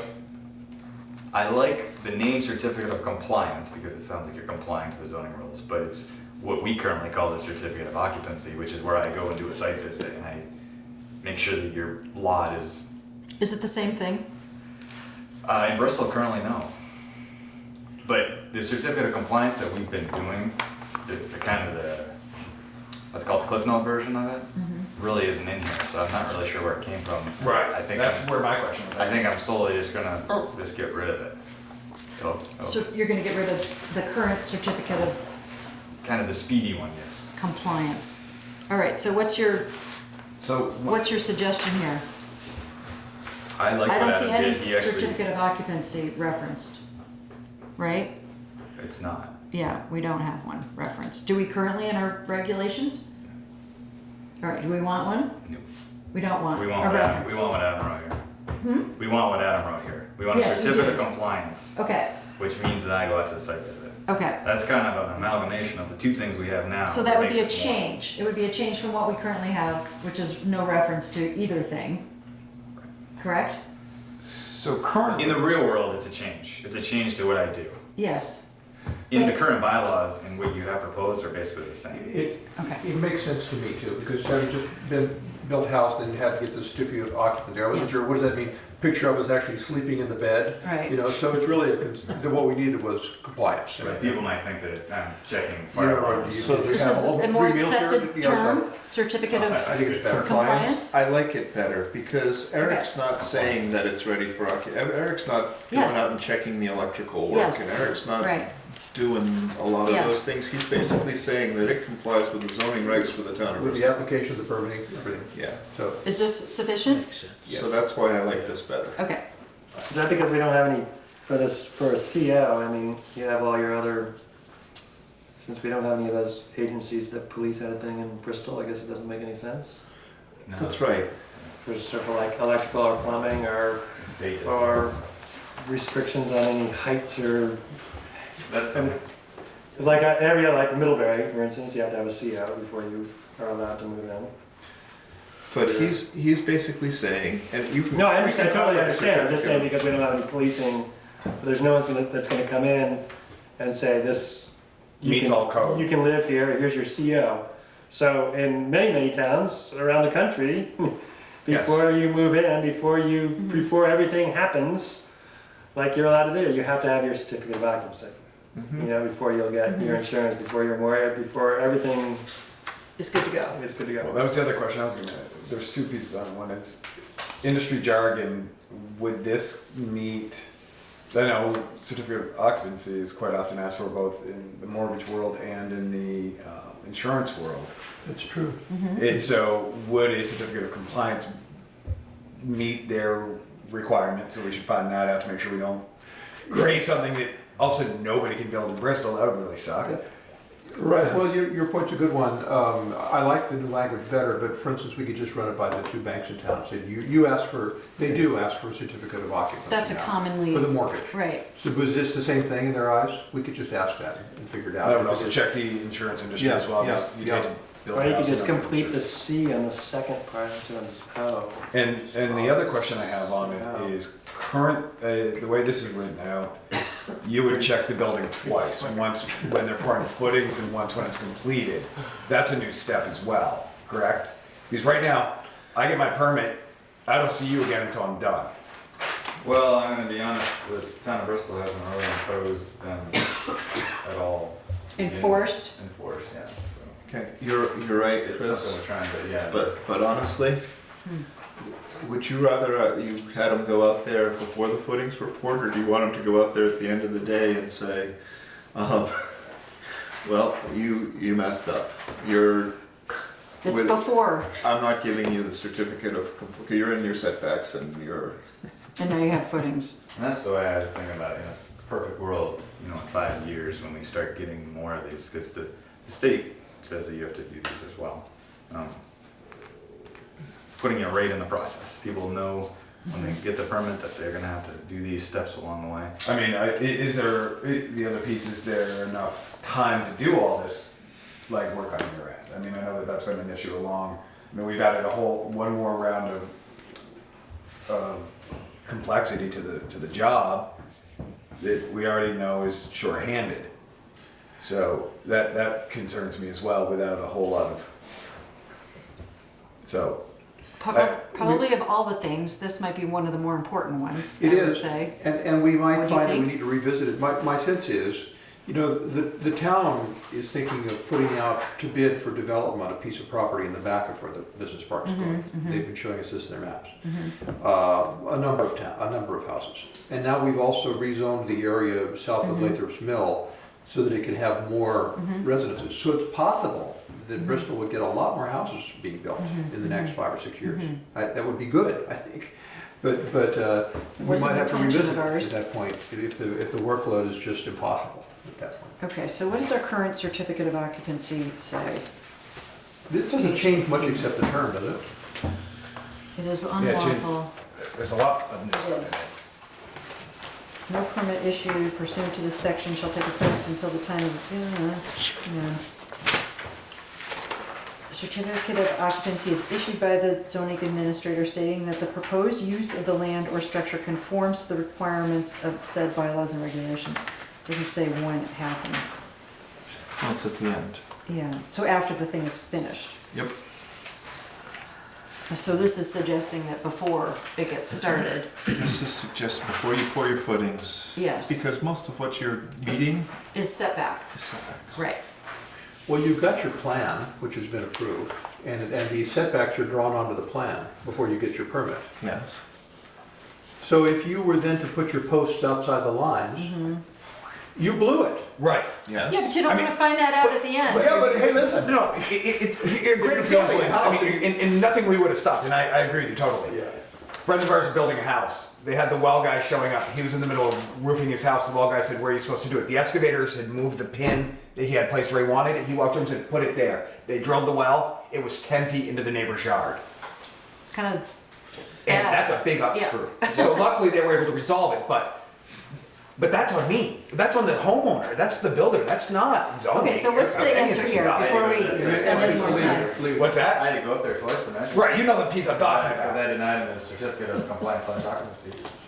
Okay, so what do you need here, Eric? I'm sort of unclear.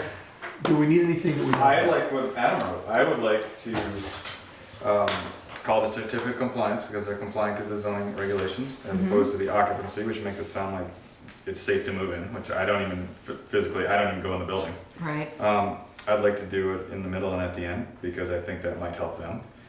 And I don't think it adds a lot of time because, like I said, you really just go up and measure from the four sides to the boundary lines. So for the most part, it's not extremely time consuming. But I think it's necessary because you need people to know that they can't submit their permit and then go willy-nilly and do whatever they want. Okay, But at the same time, does that, they then have to work in your schedule. If they got a concrete guy coming on a Tuesday, they've had foul weather for 3 I days. wouldn't write your zoning bylaws according to my zoning hours. No, but I'm just saying in general. I'm not saying your hours particularly. The zoning administrator is on vacation. The same way they have to adhere to the fire inspector.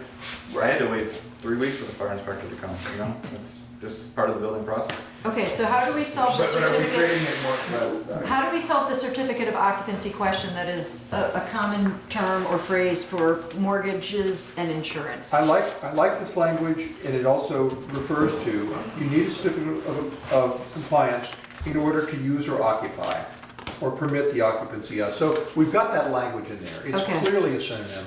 I would say maybe out of prudence, we should just run it by the bankers and insurance people. Or Eric, have you ever had anyone come in and say, I need a CO? I have, no, mostly it's compliance, but I would say half the people don't know exactly what they need. But the bank does ask for a certificate. Right, so, And but where it's do those also, come it's, from? Where do they come from? Certificate of occupancy? Well, it's what Eric's doing. And what I'm saying is if he called it And we a have- certificate of compliance, maybe they'd ask for that instead. So we don't have a separate It's section what, about it's what Eric certificate of... gives every bank coming to refinance. but it's interesting because it doesn't have the same, the CO doesn't have the same Yeah. definition or any meaning whatsoever Yeah. to what the industry, if the industry, the banking industry and insurance industry is saying, I need a CO, it doesn't, this is Bristol's I- definition of the CO, I'm happy with that. because it language. doesn't exist. I'm happy with that language, and I think, I take your point. Did Which, this- did they Okay. ask for a certificate of occupancy, and he gives Yeah. them a And certificate the- of compliance, all right. and they're happy. It's So like- if they're happy, Yes. we're happy. So there's Okay. gotta be a lot of, I would think, a lot of rural environments where the CO just doesn't exist. Yeah, All right, so, good. all right, yes, are we good? We have Yes. vetted our concerns? Yep. Okay, we're gonna keep moving here. We have still a lot to do. You are So- failing the test. 327 abandonments of permits. This is new. I hate to back up the train, but Yeah. did you guys speak about the whole 2 years and done thing? I thought that was a pretty big change. Currently, permits have to be started. It's under effective within a year. issuance of a permit. Right. So currently permits, if you start them within the year, the permit lasts in perpetuity. So, So Adam and I had discussed, that makes it kind of hard to get these certificate of compliances. it says, if the applicant fails to substantially complete the activity authorized within the 2-year period, the zoning permit shall become null and void. The applicant will need to reapply. So for example, Mm-hmm. the co-housing project is creeping up on 2 years, Right. and they haven't done anything that would. So they're in current, what does our current regs say? Currently, it says if you start the project, and Yeah. that's been vague, but if you start the project, then you're good. Yeah. Did this language come in because you felt the need for it? Adam put it in there and we talked about it, and I thought it was a good idea because it correlated back to the fact that if we were trying to get more certificate of compliances and kind of, I'm able to sign off on a project, okay, you're done. Right now we have all these open permits and people are kind of in multi-phases, and if I don't know when they're gonna finish, I don't know when they're gonna get the condition or the certificate of compliance. So this is, okay, after 2 years, every year I look back 2 years and I see what's open and I contact them. And so it was just a kind of an organizational thing, and it didn't allow things to be open forever. Yeah. I can see the point, It's your either example of the co-housing, or think about a PUD, where they have multiple units, and they might have several of them finished within 2 years, but they might have several more to go. It seems to me if we are encouraging planned units of various kinds, as we've chosen to do in various contexts, this makes it really hard on them. But didn't you say they just have to start? And what does that say? Start means break ground, So or they start start means within the 2 planning? years. Because like the No, Marcells you have said to they're not gonna complete within 2 start. years. This is all complete activity. within years. That's why I think it's really hard on planned Substantially units and co-housing and so forth. So that's my worry. If you had language like start, that would be I mean, better. I'm still working on my house. I was gonna say, there's Is a your lot, permit open? he would fall under the start. Well, I have a CO, I wrote it myself. You're out. All right, so what's your intention? What's the intention of this? Eric stated it. All right. It's basically to zoning, subdivision permits are a bad example in Bristol. Most of them run with the land. Generally, zoning permits expire. You have the right to do something, but you've got to do it within a certain time period. Whereas like the subdivision of land, it doesn't expire. Once they Right. file the plat, Right. it's done, right? Do they have a Um, permit for their whole unit over there, their whole community? Now, where you guys Yeah, have we given, issued it. One permit for the whole thing. One permit for the whole thing, which Yeah. includes the subdivision and the building. Well, it includes the subdivision, but they don't have, when they actually build, they have to come back for the individual houses. Right. Right. So they would fall under the subdivision. The land is subdivided and that lasts in perpetuity. But But we have lots of people, like say Skimmer here, still building on his house from 5 years ago. We have lots of people that start building their house and Yeah. build it and build it and build it. But I would say they're substantially Complete. completed. You live in it. Is that substantially completed? Yeah, that would be, yeah. But Yes. there's plenty of projects out there Right. that are not. Is this, are you deciding it's substantially complete under this? Yes. Yes. because he's Kind of. issuing the certificate of occupancy, Right. or compliance, Yeah. excuse me. Yep, yep. And do you have guidelines for making that determination? No. You guys make my guidelines. Substantial completion. Big words like that, kind of like starting within a year. You know, I've had people lay a pad or people put up a wall. Or have a plan? Is it Plans beyond the don't count, plan? you gotta nail them out. Dig a hole, so, something. but on this, just out of curiosity, like subdivision, they come in and they get their PUD or PRD approved. This shouldn't apply to something like that. Right. Or even the house site, I don't know, it is, Well, PREs are the division of the land, not the building. Right, okay, so don't get stuck on that. we We've been put just site doing that. caveats on it, like roads and things like that. All of that would have to be completed within the time frame. Would that be a correct statement? Not the actual houses, but the, Yes. so you're saying that would all have to be, so like Purrington's would be out of compliance because they don't have a Right. single road in Project there. infrastructure. Or the Marcel. Yeah, or the Marcells aren't on 2 years yet, so. Yeah, I mean, that would be the question. So that's why I wanted to bring it up. I thought it was a big enough change that might need. See, I saw it struck from earlier on, and I said, oh, they wrote it and then they struck it, so it's So is it gone. PRD? And then I didn't see it reappear. So is it not, It's too many colors. does it not apply to PRD? Oh, no, it does.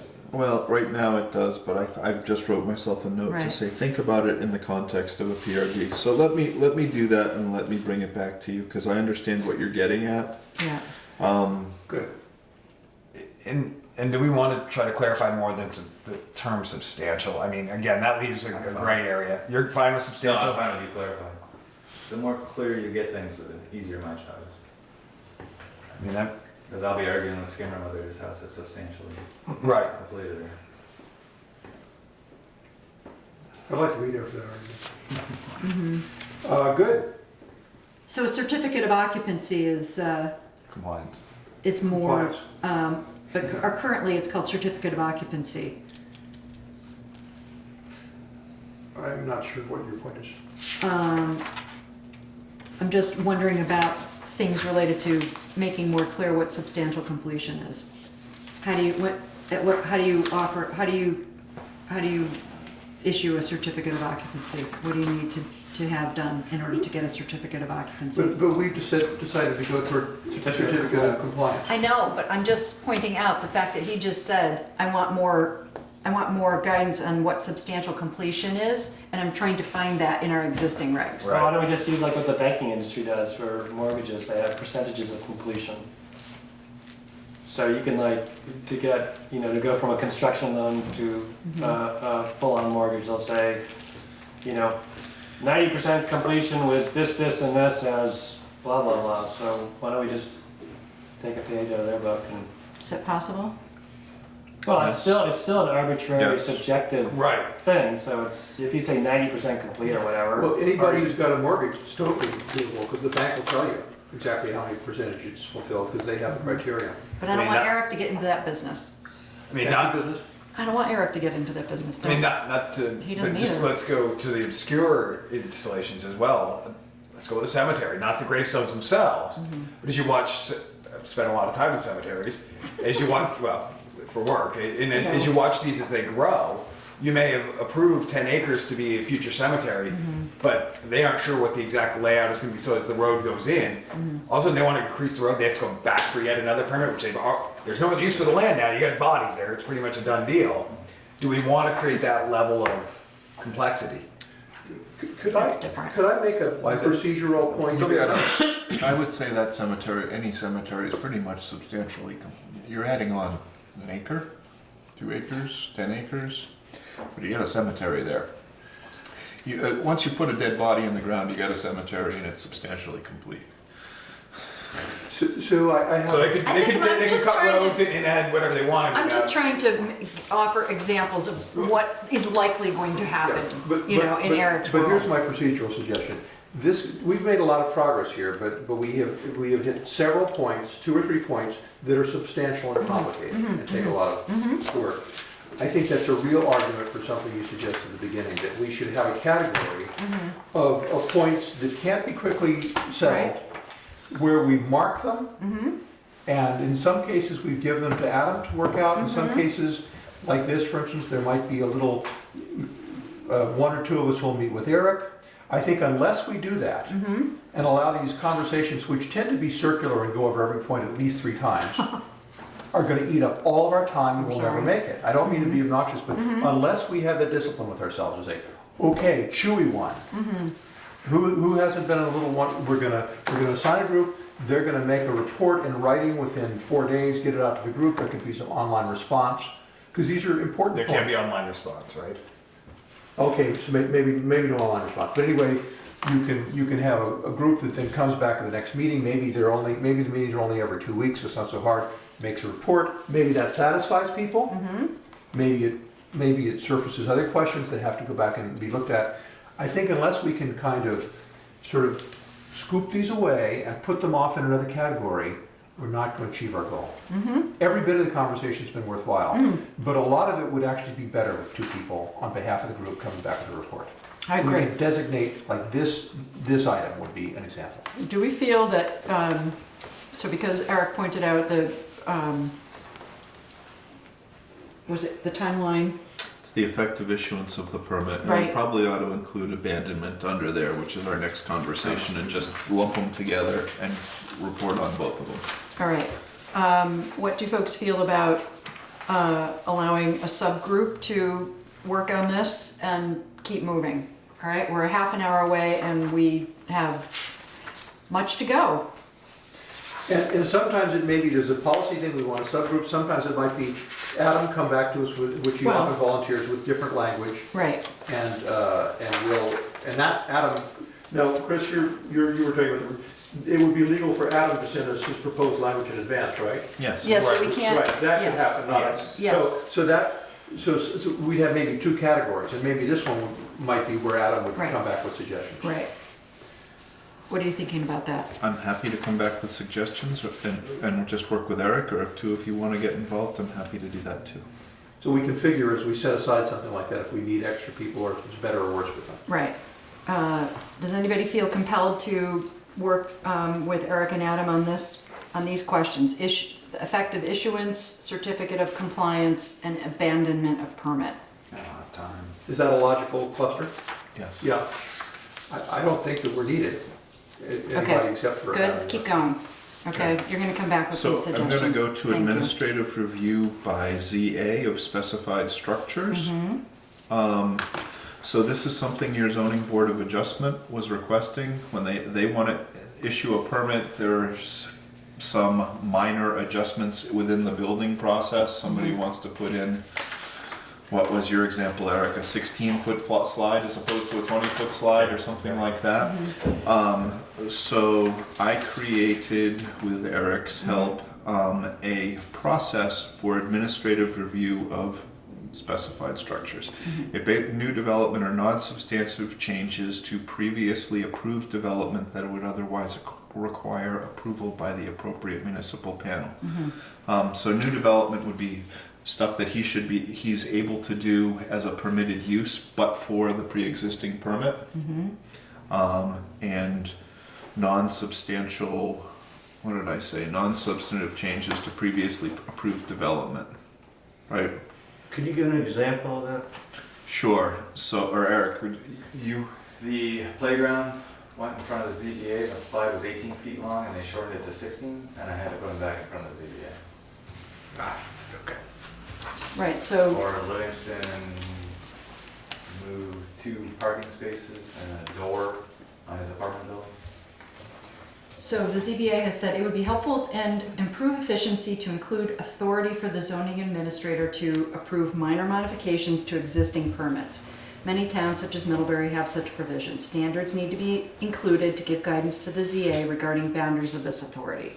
Do you feel like you have offered So- that here? Yes. So if you look at, I don't know why it goes to 11. That's by note numbering. It goes 1, 11, 12. All right. So I saw 2, 3, 4, 5, 6. So, but if you look at 1, 11, 12, that's basically the amendment requested is designed to conform to the character of the land use area. It complies with the plan. It incorporates design techniques that limit impacts on the neighbors. Does not result in any substantial impacts under any proportions of the regulations, and is not something there was a specific permit condition about. So it's a minor change that. Good. So those are the standards that we put in, and then basically Eric may act on it if he thinks it's too big a change. He can kick it up to the ZBA. I sent this to Kevin Brown too, Okay. so he could look at it. Good.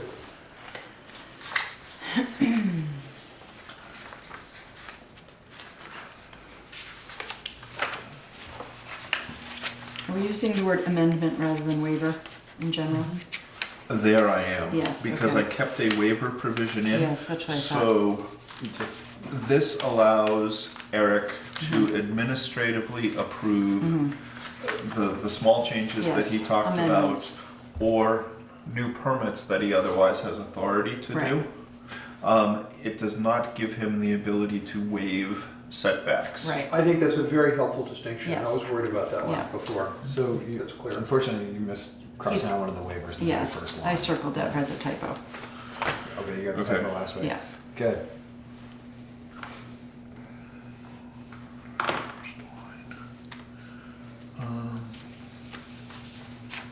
It's under, after the number. Right after your numbers. Keep going. Got it. It's there.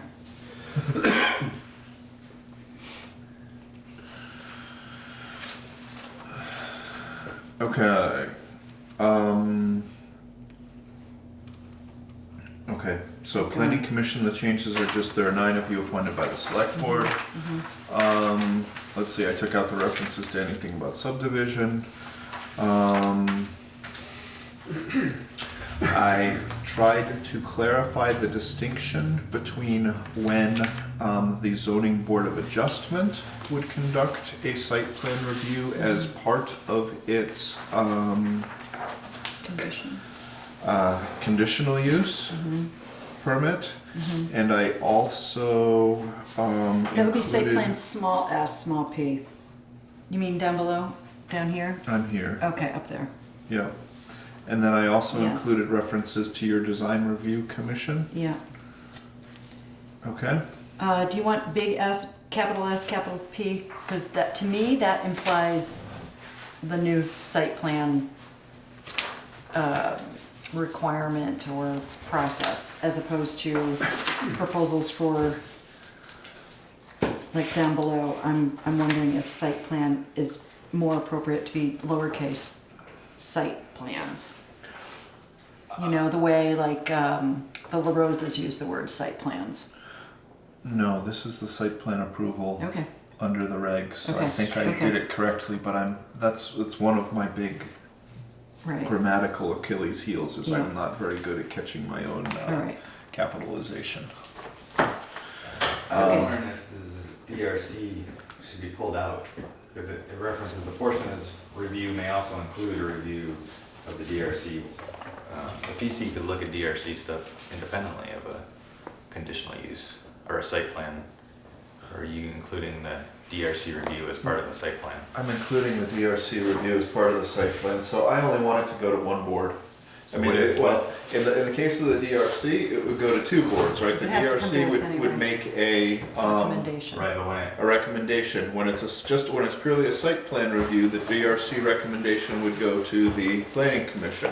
When it's a conditional use review, the DRC recommendation would go to the ZBA. ZBA, which would conduct the site plan review as part of its conditional use review, the second I guess tier. you're using site plan review and DRC review is kind of similar. I was thinking of them as different. So for example, somebody wants to change their windows on Main Street. It's Yeah. not site plan review. The DRC looks at that and then the PC approves it or denies it. Mm-hmm. I wasn't looking at it as a site plan review, Okay. but maybe it is, and that's how you could look at it and kind of combine the two and make it less complicated. That's what I was going for. Because the DRC has its own review standards and the site plan would have its own review standards and they It wouldn't be the does. same. That's true. Which one would prevail if it's in? They're not in conflict. Uh-huh. They should not be in conflict. Can I just star that and look at it and get it? Mm-hmm, mm-hmm.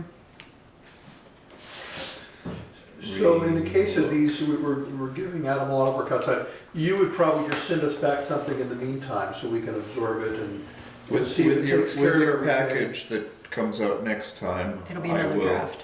It'll be in your Sooner next than the day draft with before. everything, and Yeah. it'll be sooner. It'll be a week before. Great, so that'll be great. Thanks for doing all that. Okay. And I'm marking down everything we've agreed to change. Okay. Good. Keep going. Zoning Board of Adjustment, I tried to basically mimic the language above so that Yep. they reflect one another. Bristol's language, public notice, review procedures, together with the site plan, included planned unit development applications, which is something that you do. I hate to put the bricks in the train again. Okay. Yeah, the right of way, that's a ZBA thing now, so that's another thing that you guys added to your plate. Back up Where are we? in under planning number 7. Review request for right of ways and other changes. So currently, if somebody has an interior, they want to subdivide and it creates a landlocked parcel, they have to have a right of way, and that right of way has to be approved by the ZBA. Currently, so I look back at the records in 2015, there was 4 of them. So I'm not saying it's a big thing, but that's what I was talking about, things added to your So schedule. put it down to the ZBA again. You guys didn't ZBA do doesn't it. want it. I did it. ZBA doesn't want it? They think it should be in my reg. A right-of-way approval basically is, if it's a residential, it's 30 feet, if it's commercial, it's 50 feet, or 35 and 50. So there's not a lot of gray area to it, so they convene their meeting and ask the question. and Why don't we let put them it up happen. under the zoning administrator? because I think by state statute, you were gonna look up whether, yeah, it might be. I did, and that's why it's highlighted in yellow, and I think in right of way, which is in section 4, I think I actually changed it. Existing small lots, required frontage. Approval of the Board of Adjustment. So I guess I changed it here and I forgot to go change it back after my conversation with Eric up here. I put it in the Planning Commission because typically that's where it was before the statutes got changed from ZBAs and planning commissions to appropriate municipal panels. Panels. This doesn't seem like a huge task at the current rates at least. Okay, No, so it's just a scheduling. It's just a meeting that you'll have to schedule. That's the only thing. When it comes to my field, somebody wants to subdivide a piece, I have to tell them, wait, well, if it's usually, if the ZBA can't do it, then it's a 6-week process.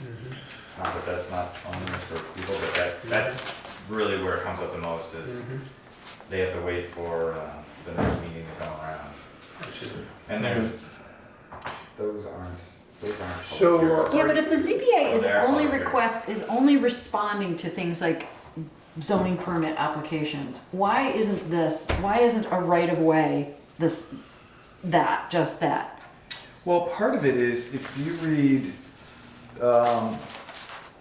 section 4460, section E, the following review function shall be performed by the appropriate municipal panel authorized by the municipality as specified in the municipal bylaws and in accordance with blah blah blah, whether it's the ZBA, the Planning Commission, or DRB, Development Review Board. Unless the matter is an appeal of the decision of an administrative officer, the matter shall come before the panel referred from the administrative office. First one, review of right-of-way or easement for land development without frontage is authorized in subdivision 4412, section 3 of this title. So that's why you don't do them. It sounds like state statute says that a body has to do it. But my question is, why wouldn't the ZBA do this? Rights of way. They don't want to. Well, they are I mean, one. Kevin's argument was that it's not the ZBA is a judicial panel, and they make decisions based on a certain set of criteria. More kind of intuitive criteria as opposed to 35 feet or 50. Okay, no. So you're looking at It's too simple. 4460? They figured you don't need to convene a meeting of Well, we don't need to either. I mean, it's even Well, less appropriate for us if it's not appropriate for them. I totally agree. I think it should go to my place. This is not a planning commission thing. I So totally if agree. it has to be done by a body, can't we have Eric make, in effect, a recommendation to us which we can affirm? I mean, is that It what? sounds like- I'm trying to deal with what you're saying here. Per the verbiage, it looks like that could occur, but I'm not 100%. See what I'm saying? We don't have to do it. Eric does it, but if there is a legislative need to do it, I don't even he want can it to come report to to us. us. The only question is, does the state require a body to do it? It does. I mean, Eric's got a body, Yes, I but got there's only that. one of them. I So got it. therefore, The following review function shall be performed by the appropriate municipal panel authorized by municipality. Review of rights of way or easements for land development without frontage is authorized in 4412 with this title. Which tells me that, what Chris just said. Right. It's one of you, it's either, It's more of them too. I mean, yeah, there are a bunch of them. within design control districts, that's why we have to see that, because that's where I was looking is the Downtown Review Commission. Right. That's a design control district. Right. So, I mean, there's a whole bunch of these that we have to review, or Right. it's a board does it. A There are things board. that Eric can't make decisions on. Yes, I got that. I got that. So.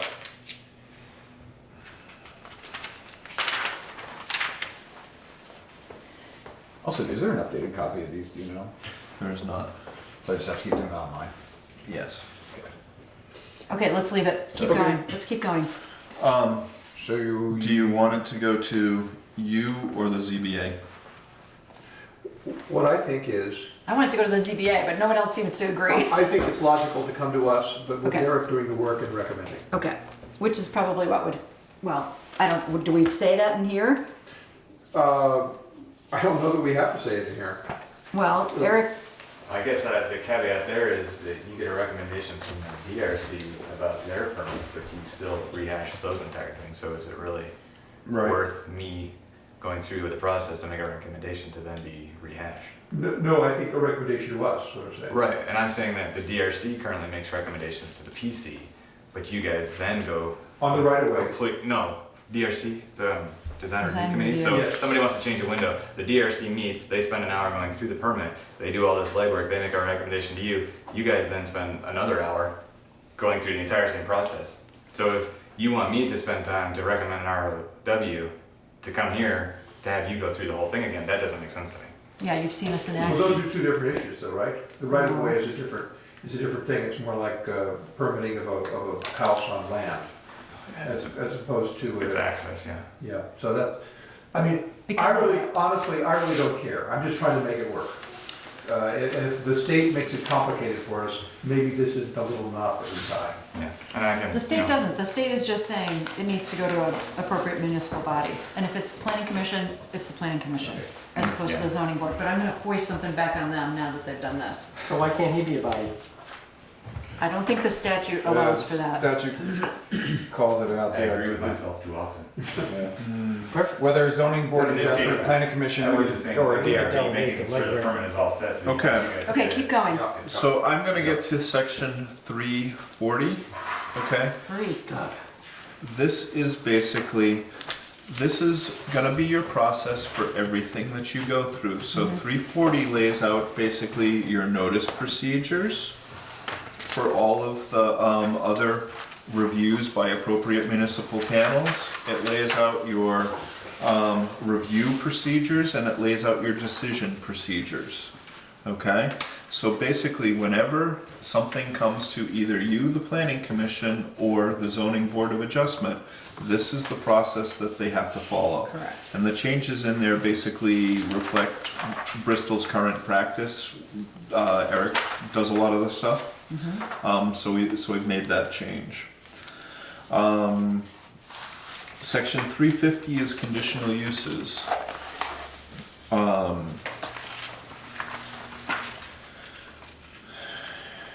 And basically, so all of 351, 352, 353, 354, 355, etc. basically follow that, and it's written as how the process should flow.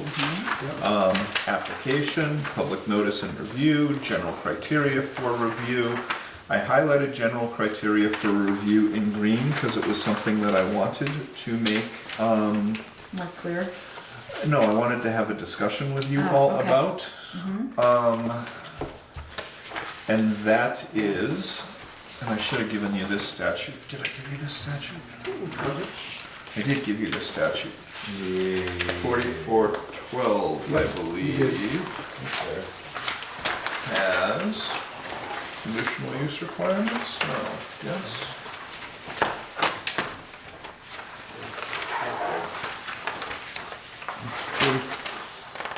That's provided in, isn't it, it's 4414. Yeah, it's 4414. It's Section 4414.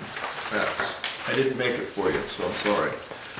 Anyway, there are 5 criteria in statute for the first part of the conditional use review test. Is it appropriate in this area? The first is capacity of community facilities. The second is the character of the area, and that's the character of the area as defined in the town plan. The third is traffic impacts. Are you looking at it, Chris? What's next? Bylaws and ordinances then in effect. And that's a big one, right? Yes. Compliance with all the other regulations. A lot of those regulations fall into what I'd call the site plan criteria. So I copied it, but I'm not sure how it works as a practical matter. So in our. And the last one is renewable energy resources. Okay. So our current conditional uses section, which is section 341, has sort of similar, it's called general standards. Right. And these are your general standards. Yes, so are these, is this a sort of a more liberal reading of, No, this basically mimics statute. okay, and so are our current ones more, which is on page 20, more restrictive? General standards are right to the nth degree. So if you look, your A through E, your general standards, are basically exactly the same as these. There's a little more, so on your, under your Oh yeah, you're conditional looking at a uses, different page, okay. Same text, but a different page. same text, different page, because Yeah. I'm using the one after Yeah. we inserted Yeah, the yeah. district, the pond district. So your general standards A through E Yeah, are exactly the same as what I've written out, okay, but they are, for the most part, they are a bit more complete. yeah, your version, yes, Yes. okay, good. And then specific standards, And basically for your specific criteria, what I do is refer to the site plan criteria, okay, okay? and is that coming? So your site plan criteria are Yes, it's sections coming next. 390 Okay, through good, all right, so you sort of 395. broke this out, our current conditional uses, you broke it out into two areas, two sections, okay, good, okay, So what I'm doing by tying your specific criteria to review, and I'm saying use the site plan criteria plus some of your other zoning regs, and maybe I should put those articles up in here. right, I'll put these up here. Okay, Okay. I get that, and then I'll put those there and just put it in this. No, I don't want to do that. Because I need those articles in the site plan criteria. right, Because but I want basically them to work yes, interchangeably. yes, So,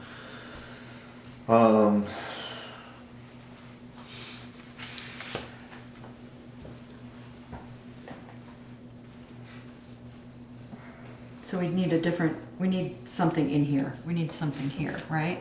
Something more here, Well- something more like, So, for example, if a gas station was a conditional use, you Right. have specific gas station regulations in Right. Article 5. right, This is here so that we catch those specific gas station regs and apply that. right. So you Um, reference another article, Other and it will articles of probably be this. 5, Well, I had 4 through 10. yes, It I see, I'm gonna change that, I Yes. think, so that I'm gonna get all of those specific standards in one place, so that, for example, we're putting required regulations in one place, and that's what we're gonna get to in Article 4. Then I'm gonna go to general standards, and those are things that would apply across the board. Yep. And then I'm gonna go to, that's what this is. So you're gonna do specific first, then general, I'm gonna do general. I think, General to specific. I agree, So I'm gonna go general, and then I'm going to go to specific. I've got 2 different types of specifics.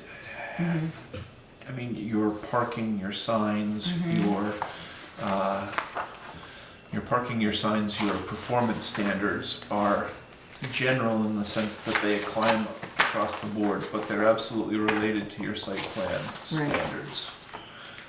so you're essentially gonna bust up more of current Article 5 and insert some of those things here, the way you did earlier I'm not on gonna with the exemption. insert them here. Okay, I'm going to put them in a place where they're easily referenced and they're Okay. all together. but you're gonna reference it here, Yes. okay. All right, so, I think it's anybody good to do- following me? Yeah, I think it's good to do that logical. Did I miss any general standards in the green that are outlined in the statute? No, not that I can see. Not in Okay. section A. Okay. Because in section B says you can actually set forth even more if you wanted, but we don't Well, have to do this. that's the site plan review, so we'll spend some time with site plan review. Remember, that's the stuff that's internal, so we'll make sure that we get the ones that you have, and then we'll talk and see if there are any others as well. Yeah, but that also gets into, yeah, there's a lot of other crap in here that. How are we doing? We got 4 minutes till 9:30. We actually talk about site plan review. Site plan review, I gave it to you, it's 4416, it's a Yeah. different statute. Yeah. So I'll leave those for your general standards, and then we'll get to the site plan review soon. So 360 is appeals to the Board of Adjustment.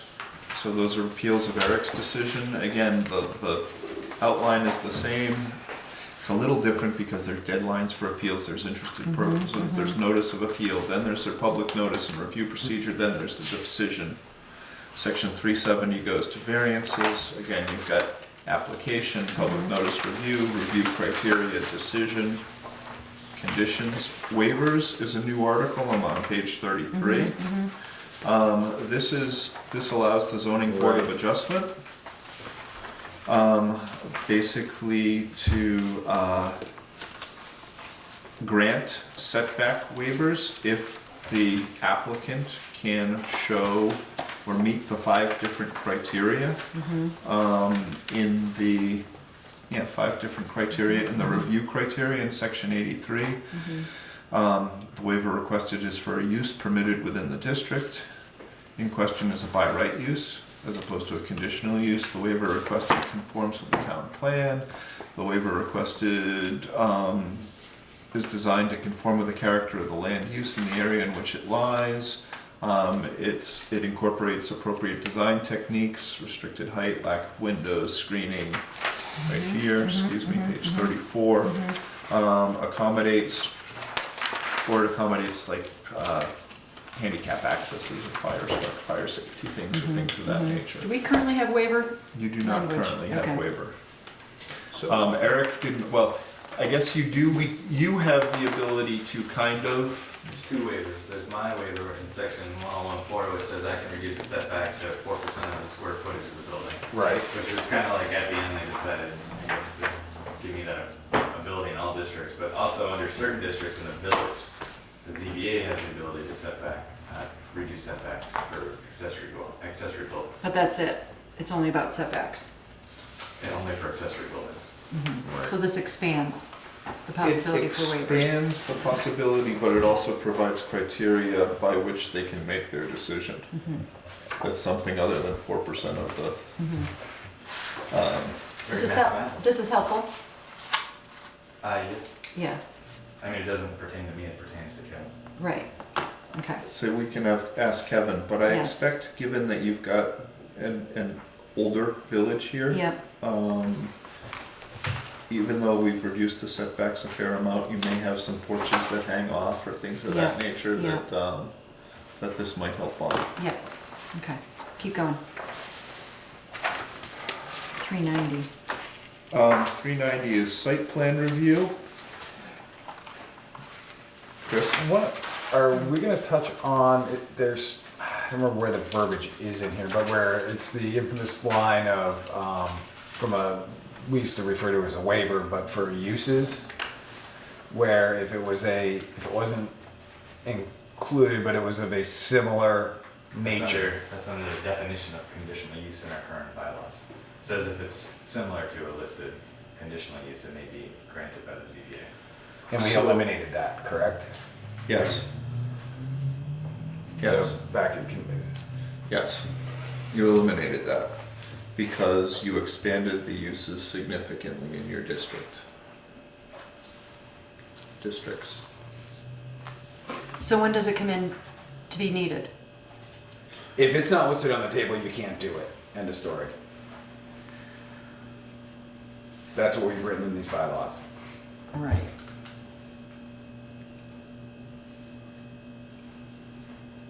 Yep. that's right. Okay. I would once again state my opposition to that from this standpoint as well. Okay. It's It's irrelevant. All right, it's 9:30. What do you think? This is a huge section. We're on site plan review. I would like to spend some time with you on site plan review. Yeah. So next time we'll take up site plan review, which will finish Article 3. Yeah. And then we'll look at required regulations, which is what you have in front of you. And then I'll answer your other questions, and I will also, in addition to, so this stuff won't change here, you'll get this again. It won't change except for the things that we highlighted that I would do. We'll start up on site plan, we'll go through the required regulations, and then my next question for you is, I was thinking, Or should we go to something else? well, we've already started 5 Yes. because the required regulations are 5. It sounded to me like you wanted to look at 6 and 7. Well, that was just my question for scheduling, if we wanted to invite people in, talk about the parking and the people who are concerned about a noise thing. I wonder if we could predict what we might do Article 6 or 7. Well, the noise would be 6, it would be performance standards, which is That's 8. That's 7, or is it 8? You're That's right, 8. 8, 10, yeah, in the current one, yeah. And the parking is, The chances of us, well, maybe we can get through 6, 7, and 8. That's a big piece to chew off. when would you think we would go there? Well, I'll either go there next month, or I'll go there or we'll try and finish all the general regulations next month. Whatever, just like a communication. General regulations meaning these, yeah, okay, got it. 5. What is section 5 right now? What is section 5? And we're also gonna finish up with site plan stuff, too. So you've got site plan, you've got required regulations, you've got general regulations, and I'm probably gonna do a little dividing up of the general regulations. Yes, we're gonna need to do that. I think we can do that in the interim and sort of noodle out some, if I could make a suggestion for, Yeah, so we can try and get general regulations done next meeting. So therefore, the 6, 7, and 8 might come up in 2 months. Might come up in the following meeting. So If we're really good, yeah, right. 6, 7, and 8 might Well, come up in the we've got a following procedure meeting. that we could follow. Yes. To move chewy items off. I'm just looking for Sue's nice schedule that she gave us. to see probably May. What dates would be May. So in April, we're going to meet on the 5th because we have a design review recommendation and an informal information meeting for a new PRD. We have our meeting on the 19th. We have to start with our, what do you call it? Our organizational meeting. We have to do that on the 19th, which shouldn't take long, but, May, no, April. April. We should do it in April. We have to get, Did you say you're going to meeting on the 5th, just a general? yes, sorry, April 5th, we'll have a meeting, and it's to act on a design review Yeah. Pardon me? Are you listening to and that? have an informal meeting Okay. with Those are information. actually- And then we'll meet on the 19th Okay. as normal. But at that meeting, we'll do our organizational meeting, and we'll continue on with Eric's stuff.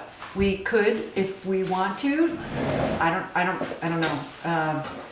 I think Eric probably won't come back to us until the 19th. We haven't talked about Adam.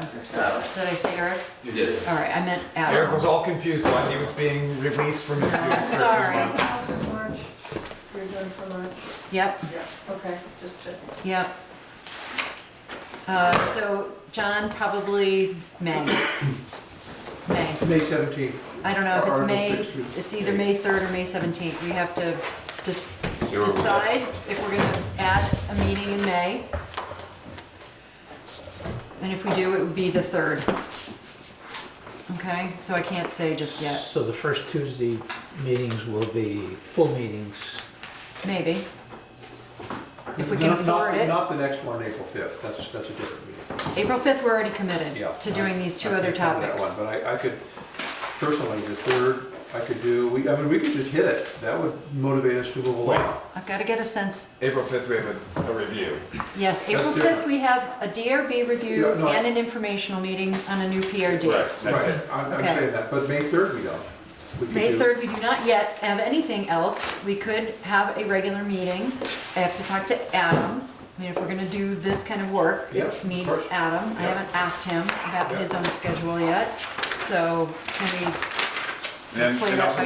by the next meeting, we should know our own schedule. I mean, I know that honestly, 2 meetings a month is tough. I I'm not know. gonna lie, I am maxed out right now. Right, Yep. so we have to determine this, I mean, I have a meeting every night this week. right.